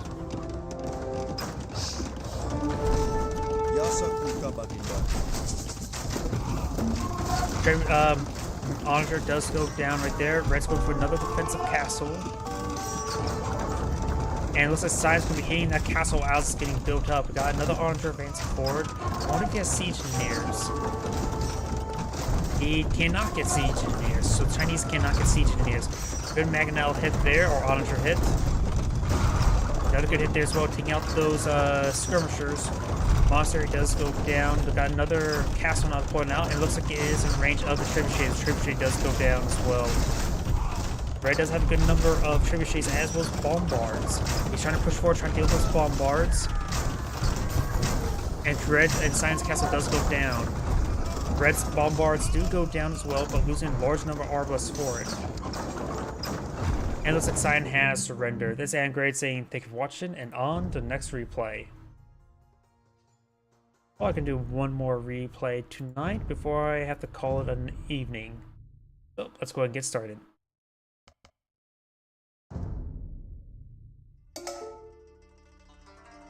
Greetings everyone, Angrade here for another Age of Empires 2 Definitive Edition replay. Spawning top left side as the red Japanese, we have Lemon Jack. Spawning as their time-old enemies, the Italians, we have Korokov. I have no idea. Sounds Slavic to me. By the way, let's go and cover each player's civilization bonuses. Japanese are infantry civilizations. Fishing ships gets times 2's health, plus 2 armor, and faster work rate, which makes, and this map does have some fishing opportunities, so there's actually a decent map for Japanese right there. And lumber mills, mining camps cost 50% less. That's okay, nothing too significant. And we do have the infantry tax 43% faster starting feudal age. Just makes it so militia rushes can't do all too much unless he gets a feudal timing push with a feudal age research. Or being grabbed as well. Of course, the Japanese unique units are the samurai. They specialize in taking on other unique units. Unique techs are the Yasuma, which it gives towers extra arrows, which is always very nice, and Capaterios, which gives trebuchets pack faster, fire and pack faster, which is very nice, but also makes it so they pack so quickly that if you pack them up while the rock is in the air, it will actually do no damage. Unable to disrupt the fishing ships. And the more durable fishing ships will make them much harder to take out in harassment. For the Italians, we of course got the advanced next age costs 15% less, very nice, and I think we do have some fire galleys in the middle of the map. They do have some fire galleys on both sides at the moment. Blue Scout getting some good harassment on in. Docks and university technologies cost 30% less. Fishing ships cost 15% less. Not as great as times 2 health, but still very nice nonetheless. Gunpowder units cost 20% less. That's also very nice. Genoese crossbowmen. They are an archer that's also effective versus cavalry. And Cantonero, which is an anti-gunpowder infantry unit, which can be quite nice. They're also a good alternative to champions, since they don't have any technology costs other than the armor and the melee. They're actually a very much easier transition to, rather than trying to go for the full champion line. Red has a whole bunch of fire ships advancing forward. And he's actually hitting the fishing ships as well. He needs to focus the fire ships, but he's actually going straight for the fishing ships, trying to deny the fish and chips.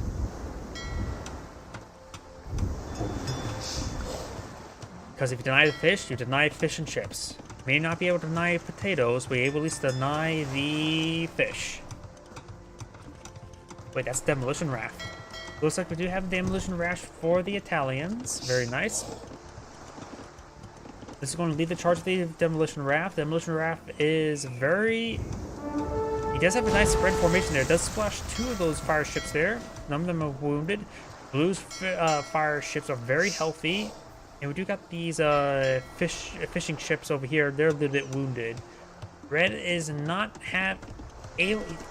Red somehow has naval superiority while not having actual naval superiority, because right now he is weaker at the moment.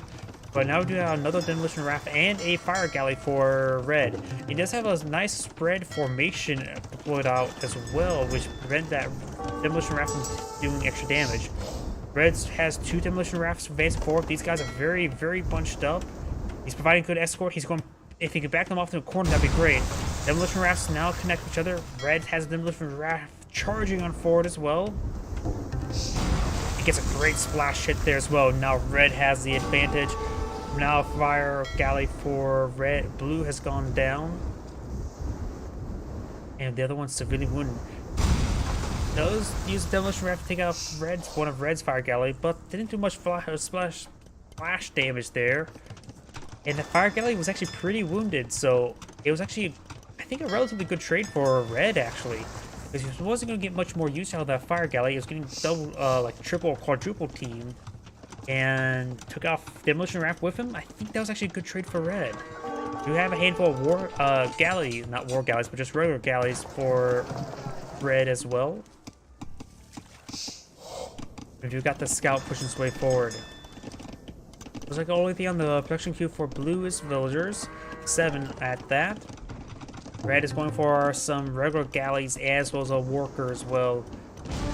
Let's use a demolition raft onto that fire galley there as well. We got another demolition raft there. The extra health of the fishing ship saved it. Does have a good number of war galleys as well. Able to provide some good backline support. Taking out these fire galleys quite quickly. Fire galleys have 6 damage, and so the fire galleys only have 4 pierce armor, so it's able to take 2 damage per arrow. And Red's fire galley survives with 1 HP. Does get another good wave of galleys, so now it's time for an attack. You should send that fire galley to charge forward to draw any sort of demolition raft aggression. Let's see if they have any demolition rafts. We got 2 fire galleys in the build queue. Take out the fishing ships. Fishing ships. I'm getting that mixed up now. But he has 3 docks on the field. Only 2 production queues going. Blue's going for Castle Age right now. Red is going for Castle Age as well. Looks like Blue will get his first.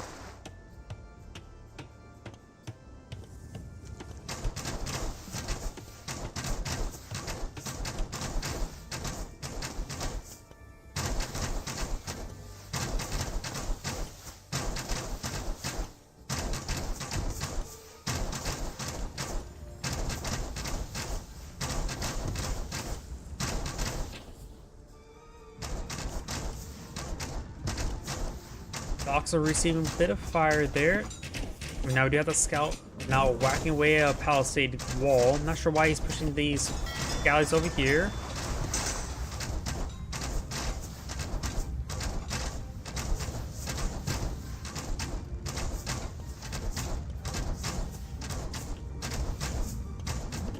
The blue has... Did he cancel those fire galleys? It may have. Is that demolition ship? That is not a fire galley. That is not... That may be a full demolition ship on the build queue. Or demolition raft, yep. It just has a different icon because of the tech up. Red will claim the sea. And we got the scout now showing the house who's boss.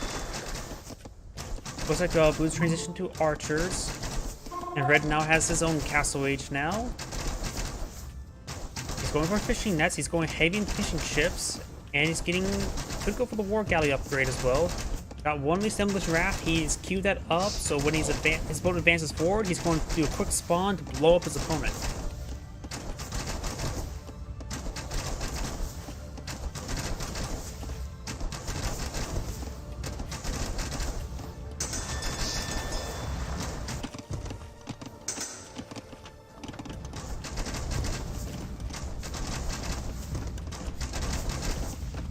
Red is also walling up this region right there. We have a house schematic there, but it's not anywhere built, so it will not be able to block these crossbowmen that are advancing forward. Down south, we do got these goats being claimed. Red does find some goats as well. And we do have a blue builder here, and it looks like it does get spotted right there. We do have the outpost being pulled out as well. He does have a wall, just a wall. As well as a bit of gold there inside his wall. Villager's going to be duking out versus the scout, and the scout will lose. These crossbowmen do spot that relic at least. And it looks like the dock has not de-garrisoned that demolition raft. In fact, waiting a long time could net him a easy ambush. His opponent won't be focusing on this all too much, but he does actually respawn in time. Demolition raft does go down. Crossbowmen advancing forward will find town center here. It looks like Red will be shanking that villager. There's a outpost there. The outposts do spot each other. It's just standing there menacingly. Gold Miner is receiving quite a bit of fire from these crossbowmen, and we do have a monk on the build queue for Red.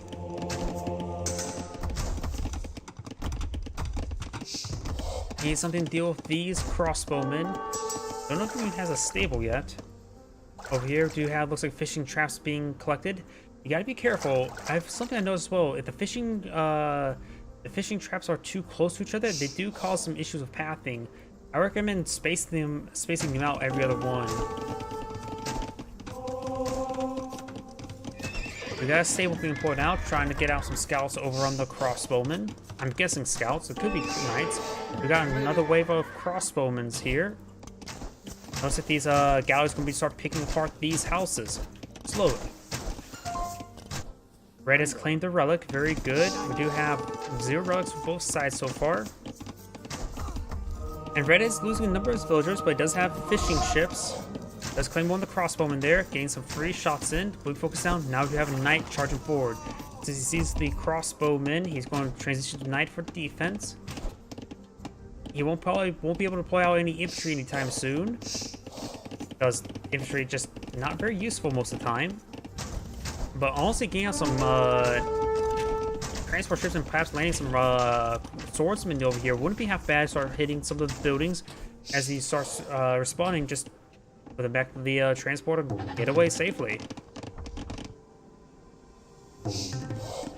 Got some more houses here. They provide pathetic amount of vision.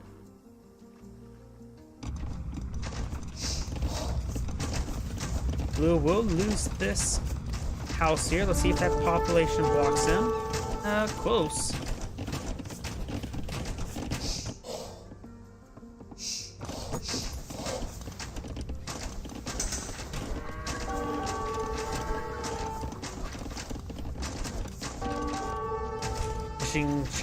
Fishing ships will be claiming the rest of these fish.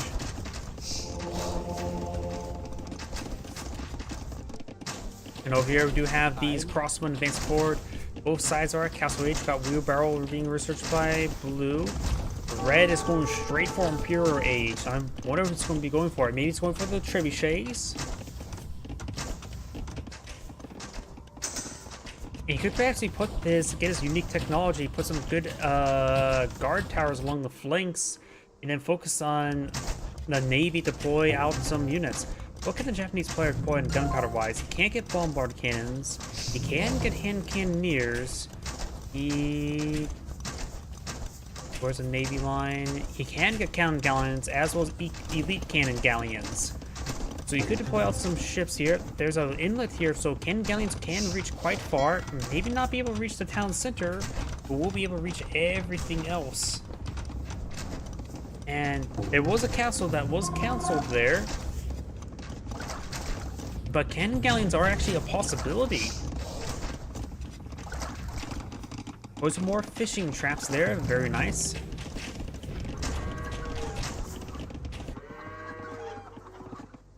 Do some various defenses. Overall, and looks like Blue's going to deploy out forward the castle, which will be able to take on these galleys. Doesn't really warrant. The castle does not. It's not really needed to warrant to fight galleys. They're just galleys and unupgraded, not very useful for extended amount of time. And he's about to get Imperial Age now. But I believe cannon galleons will be a good option for the Japanese player. I'm gonna fast forward. So far, it's a little bit slow. He's slowly picking apart these housing and does get more housing return. That's about the castle there. Let's going to now contest the seas with his thanks to his castle providing some distance. Switch over to Blue. He's getting out some fire galleys. They may be fire ships. Got some now war galleys deployed down the field.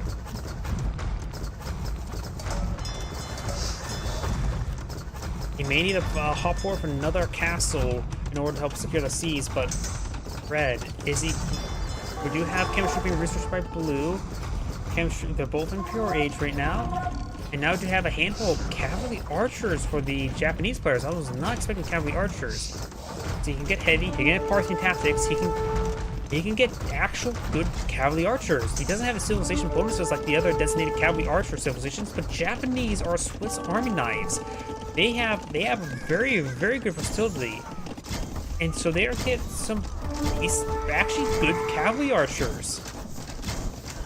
And these cavalry archers are streamlining, getting a number of infantry villager kills.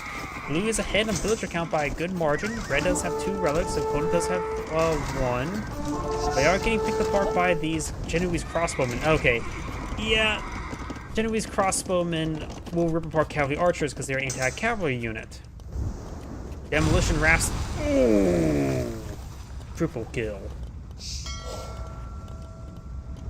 Demolition rafts does take out those fast fire ships. We do have potentially more fire ships of its own. Looks like there's regular fire ships, not fast fire ships. Can he get, what level of fire ships can he deploy out as Japanese? He can get out the entire line. He can also get shipwrights if needed. He's going to need he does have, of course, chemistry. He can deploy out cannon galleons. He needs to resecure the seas in order to get out his elite cannon galleons, or even just regular cannon galleons to hit that castle in the dockyards. That is the next step for the Japanese player. He's going to need to reclaim the sea. Let's take out some of these fishing ships, but they're providing good food income, that's for sure. In fact, he has 0 farms. Nope, there's farms up there. Never mind. I lied. Sorry about that. Fast fire ships are, of course, faster than fire ships. It's another name. We got more fire ships being put up by Red now. Red needs to hit these other ones. They're just doing a general move order. I'm not sure what they're doing. Red's getting good engagement here, focusing down one at a time. Fire ships have 3 attack, and fire ships only have 2 attack, but they all have really good pierce armor, so they all do 1 damage. I'm not sure about the rate of fire, though. They may have higher rate of fire, but if they're the same rate of fire, all comes down to health. Now we've got the fast fire ship upgrade, stalling out his opponent, and now collapsing on in with his own fast fire ships.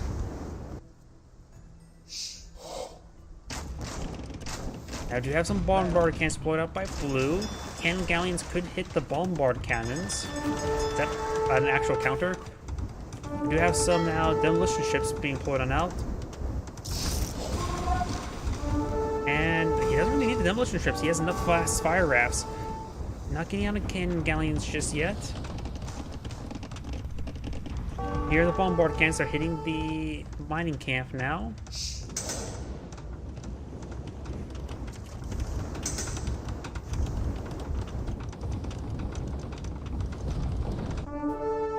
And we got some more fishing ships over here to try and collect the various fishies. Not necessarily fishing traps. He's going straight for the fishing trap there. Does quickly take it out. But the fishing ships are still alive and they're not doing anything at the moment. Does take out these 2, so perhaps take these 2 ships and put them over here. Notice the fast fire ships, they find an angle on this dock to take it out.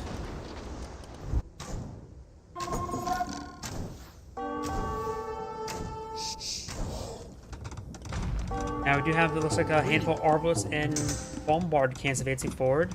Does have some defensive skirmishers, which is very good.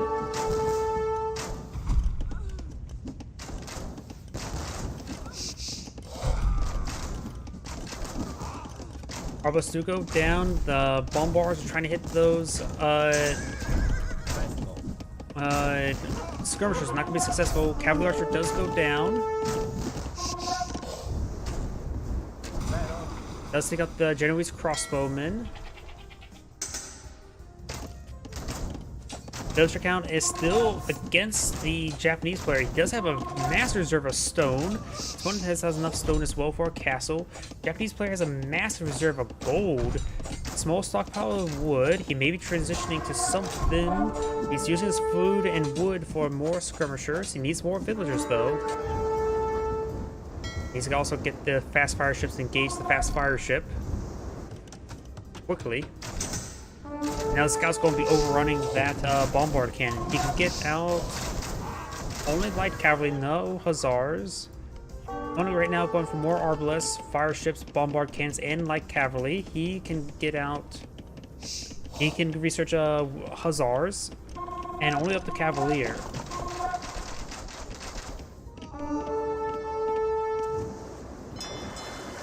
Got more fast fire ships being built out. He's trying to clear out this link potential. And it looks like they're boost down to one fire dock right now.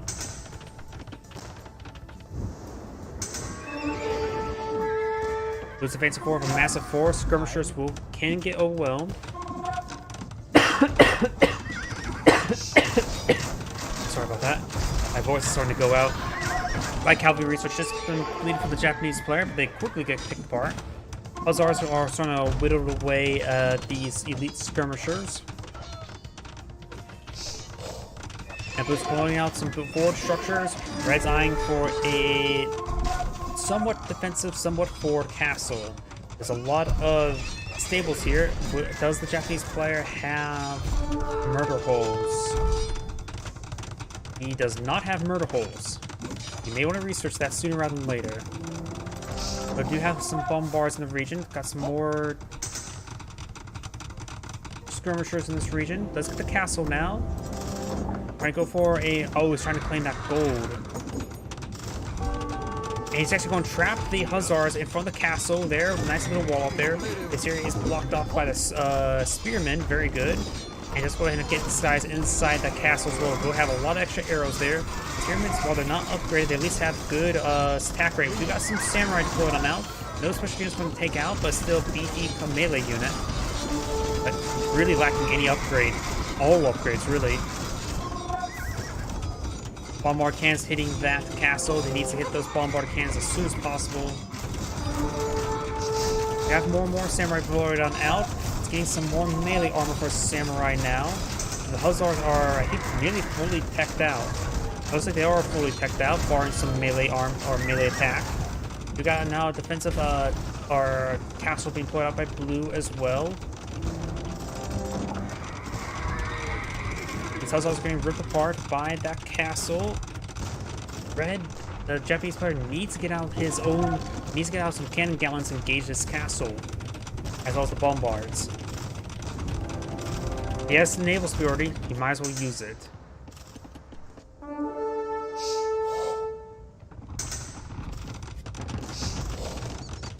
The Japanese player still has not a lot of villagers, a lot less villagers. Got multiple bombards hitting Red's castle. He does have a bit of stone, but not an infinite reserve. Going on the trebuchet, I'm not sure if he has the research to make it faster, fire faster, and deploy faster. Rolls a miss in the bombard cannon. It's going to be hard to hit the bombard cannon. Does get a direct hit there as well. And now the skirmishers are hitting the other bombard. This will save the castle. There's still 2 more bombards left. Skirmishers getting good hits on this one. The castle does go down. Or the stable, I should say. Stables are under fire. Has a handful of now pikemen. Can he get out halberdiers? He can get a halberdier research. Let's wait for it. Trying to hit those skirmishers. Got pikemen in the mix as well. The pikemen should do some great damage. Even the fire ships getting in the mix. But we'll get ripped apart by the castle. Oh, stays alive. The castle got a wide burst there.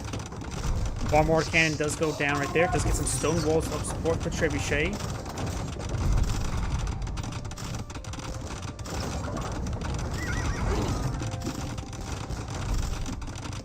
Down south, just got some walls, outposts, and other various non-important stuff. Now looks like got some more war galleons being put out. We got pikemen research now deployed out, getting some infantry armor now. Large number of Arbos in the region. The castle will do some great work versus them. He has plenty of stone for repairs, just got fully repaired. Pikemen are ripping apart those Hussars. They do not stand a chance versus Japanese pike or halberdiers. Skirmishers getting some good damage in as well.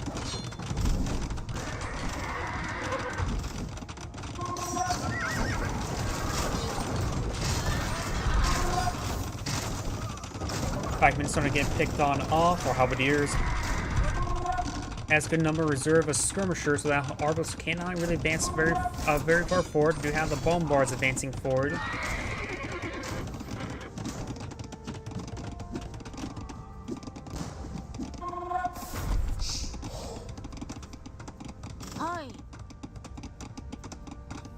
See what the Italian player is going for at the moment. Just more hussars. He has plenty of villagers.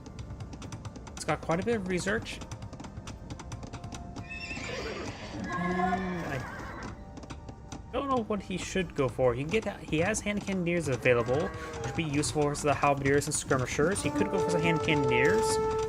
Genoese crossbowmen not going to be useful. Though they're still archers, they're still going to be useful. But he may want to eye for some hand cannoneers. See, he can get out onagers, but doesn't have siege engineers for increased range. So yeah, I think maybe just he's going for shipwright and more navy.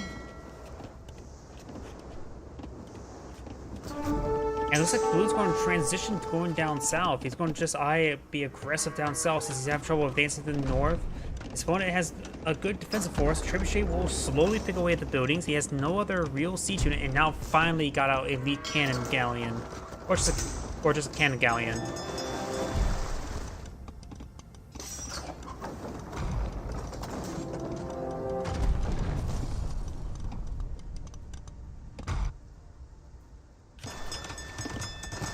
That cannon galleon needs to fall back. There's a massive wave of fire ships now deployed on the field. Red has lost naval superiority at this moment in time. The galleon will go down. He's going to bring his skirmishers, but they're not going to accomplish all too much. Does have the castle to support as well. Finds a good hit there. Takes out none of those ships as well. Very good. And Blue is... There is a house here. Let's see what does a house spot. Does spot at least the outpost there. It does have decent vision. Thanks also to Monk as well. It looks like it's going to hit that castle now with his trebuchet. I'm not sure where Blue's army is. Looks like got villagers making their way here. And the fire ship's going to be breaking the Red's hold on the navy. On the sea.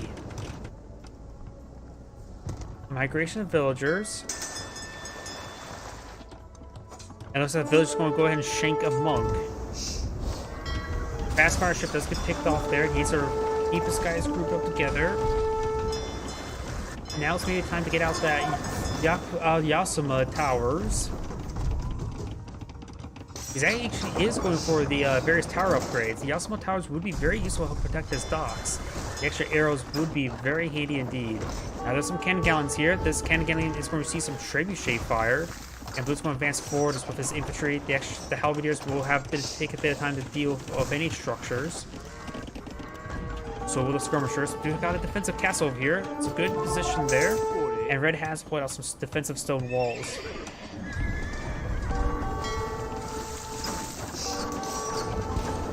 We got multiple trebuchets here, sieging down these blue docks. Down south, we got a big wave of Arbalest advancing forward. They will have trouble versus this castle. The castle's on high ground and maybe out of range of cannon galleons as well. Trebuchets gains some hits there on the ships, takes out a couple ships as well.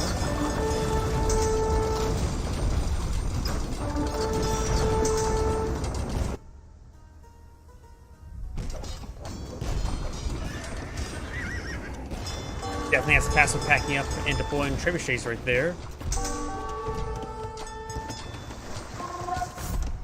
Does have some exposed bombard cannons you may find. Got some Genoese crossmen as well in this region. Does got one of the bombards there. Very good. Another bombard will go down. The last one will survive. Does have a handful of cannon galleons out in the field as well.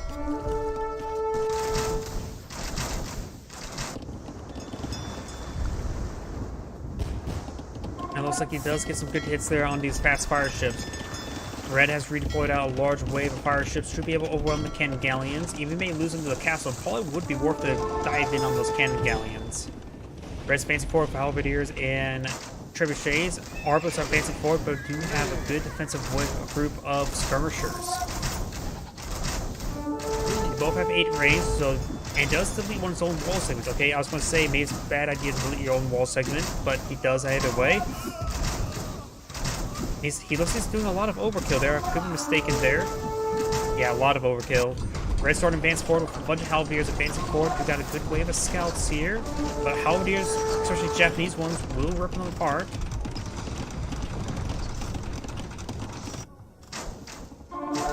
Looks like all those skirmishers did go down. Halberdiers are streaming on in. Trying to follow these structures. Does get a nice little engagement there with his own halberdiers, trying to rush down these trebuchets. Remember, sustaining a lot of attrition damage there. Oh, he goes past the trebuchets. I'm not sure where he's going. Trying to hit the villagers. Does get a wall off there. There's also now Yasuma towers in the region as well. Walling off some more paths there. Getting full wall offs there, allowing his various defense structures to get some good work in. He does find this lumber line there, but it will potentially be ripped off by the castles. Halberdiers, skirmishers, and trebuchets are advancing forward. Blue's losing some infrastructure, and he does manage to stop these hussars. Red has down to 99 villagers, so his opponent's at 119.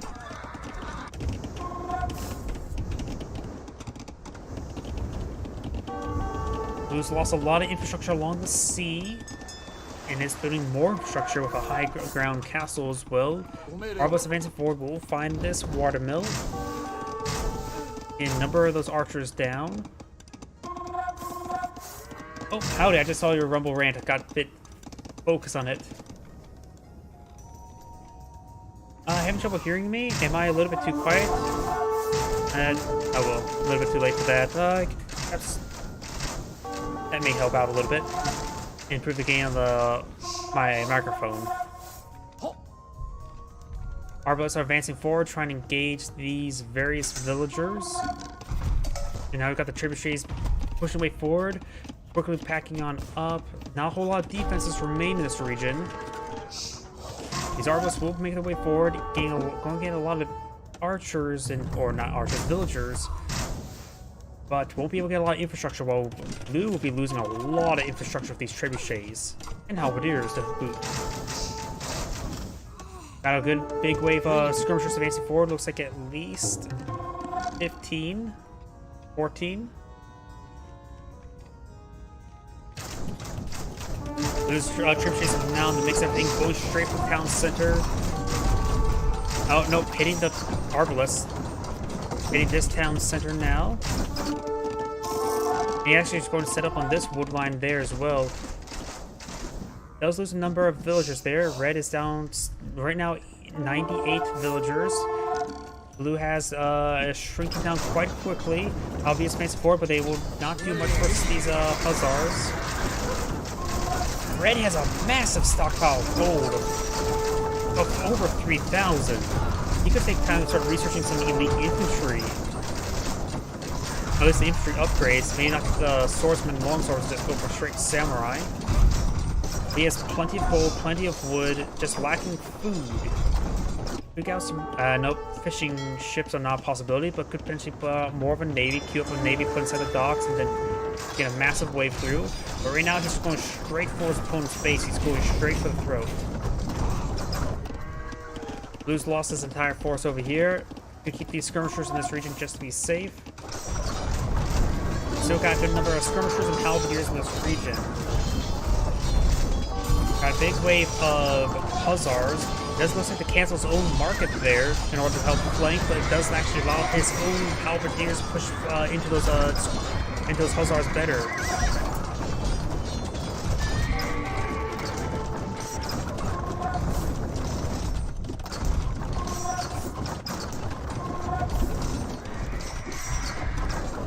Monastery could go down, denying what little gold income he has remaining. There's still some gold nodes around here, and even back here that could be reclaimed. Though Red has plenty of gold, doesn't need actually more gold. Blue has a good naval force trying to get rid of the rest of these structures. A couple of Yasuma towers could protect them. Trebuchets advancing forward, gains some good hits there on the mills and everything else. It's just not looking good for Blue. Blue has 106 villagers, Red has 100, so they have a similar number. Right now, he's losing a lot of infrastructure. He's getting a big wave of Hussars, but they won't do nothing versus Japanese halberdiers. They will get ripped apart like all the other times before him. He needs to get some gold and get out some hand cannoneers. He's been needing to focus more and more on hand cannoneers. They don't require any sort of upgrades to make them effective. And they'll be effective versus the skirmishers and the halberdiers. This castle will go down, and the trebuchets is going to start hitting the rest of this infrastructure. We got a big wave of skirmishers, good idea. And these scouts, the Hussars, get ripped apart by the halberdiers in no time flat. And as much as they're going for the navy, he perhaps now at this point in time has too much of a navy.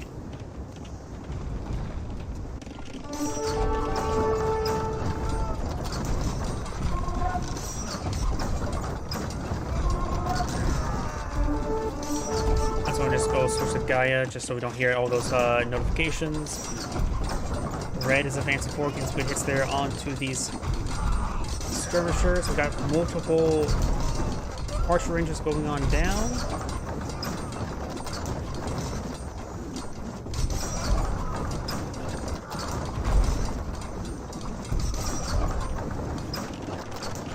As right now, Blue's defense force is very small. Red is just streaming in forces. This game is basically over. Yep.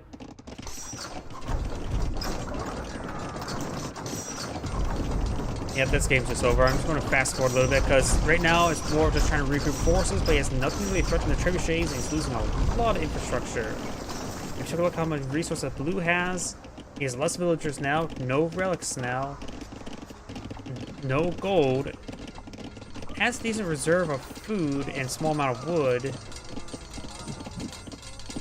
One thing he can really deploy out and engage his opponent's forces is mass skirmishers. They're at least decent versus halberdiers, but he needs to spend whatever gold he can get on those hand cannoneers. There's also a relic there as well. Castle's under siege. He's going to hit the dockyards next. Blues even just Ready. have villagers queued up here, not being tasked anywhere. Try and go for another town center. Now, castles will help. He is fighting his trebuchets. I have no idea what he should try doing, other than I mentioned before, hand cannoneers. He is going to get some gold here, which actually is very important. But Red has vision of this. He does not have naval superiority to support out. Got these skirmishers engaging these various fire ships. And the halberdiers are starting slowly cleaning up these various forces. And Blue has finally surrendered. This is Angrade saying thank you for watching, and on to the next replay. Though, as I mentioned beforehand, that's actually going to be my last replay for tonight. Everyone, have a good evening, get some good rest, and enjoy.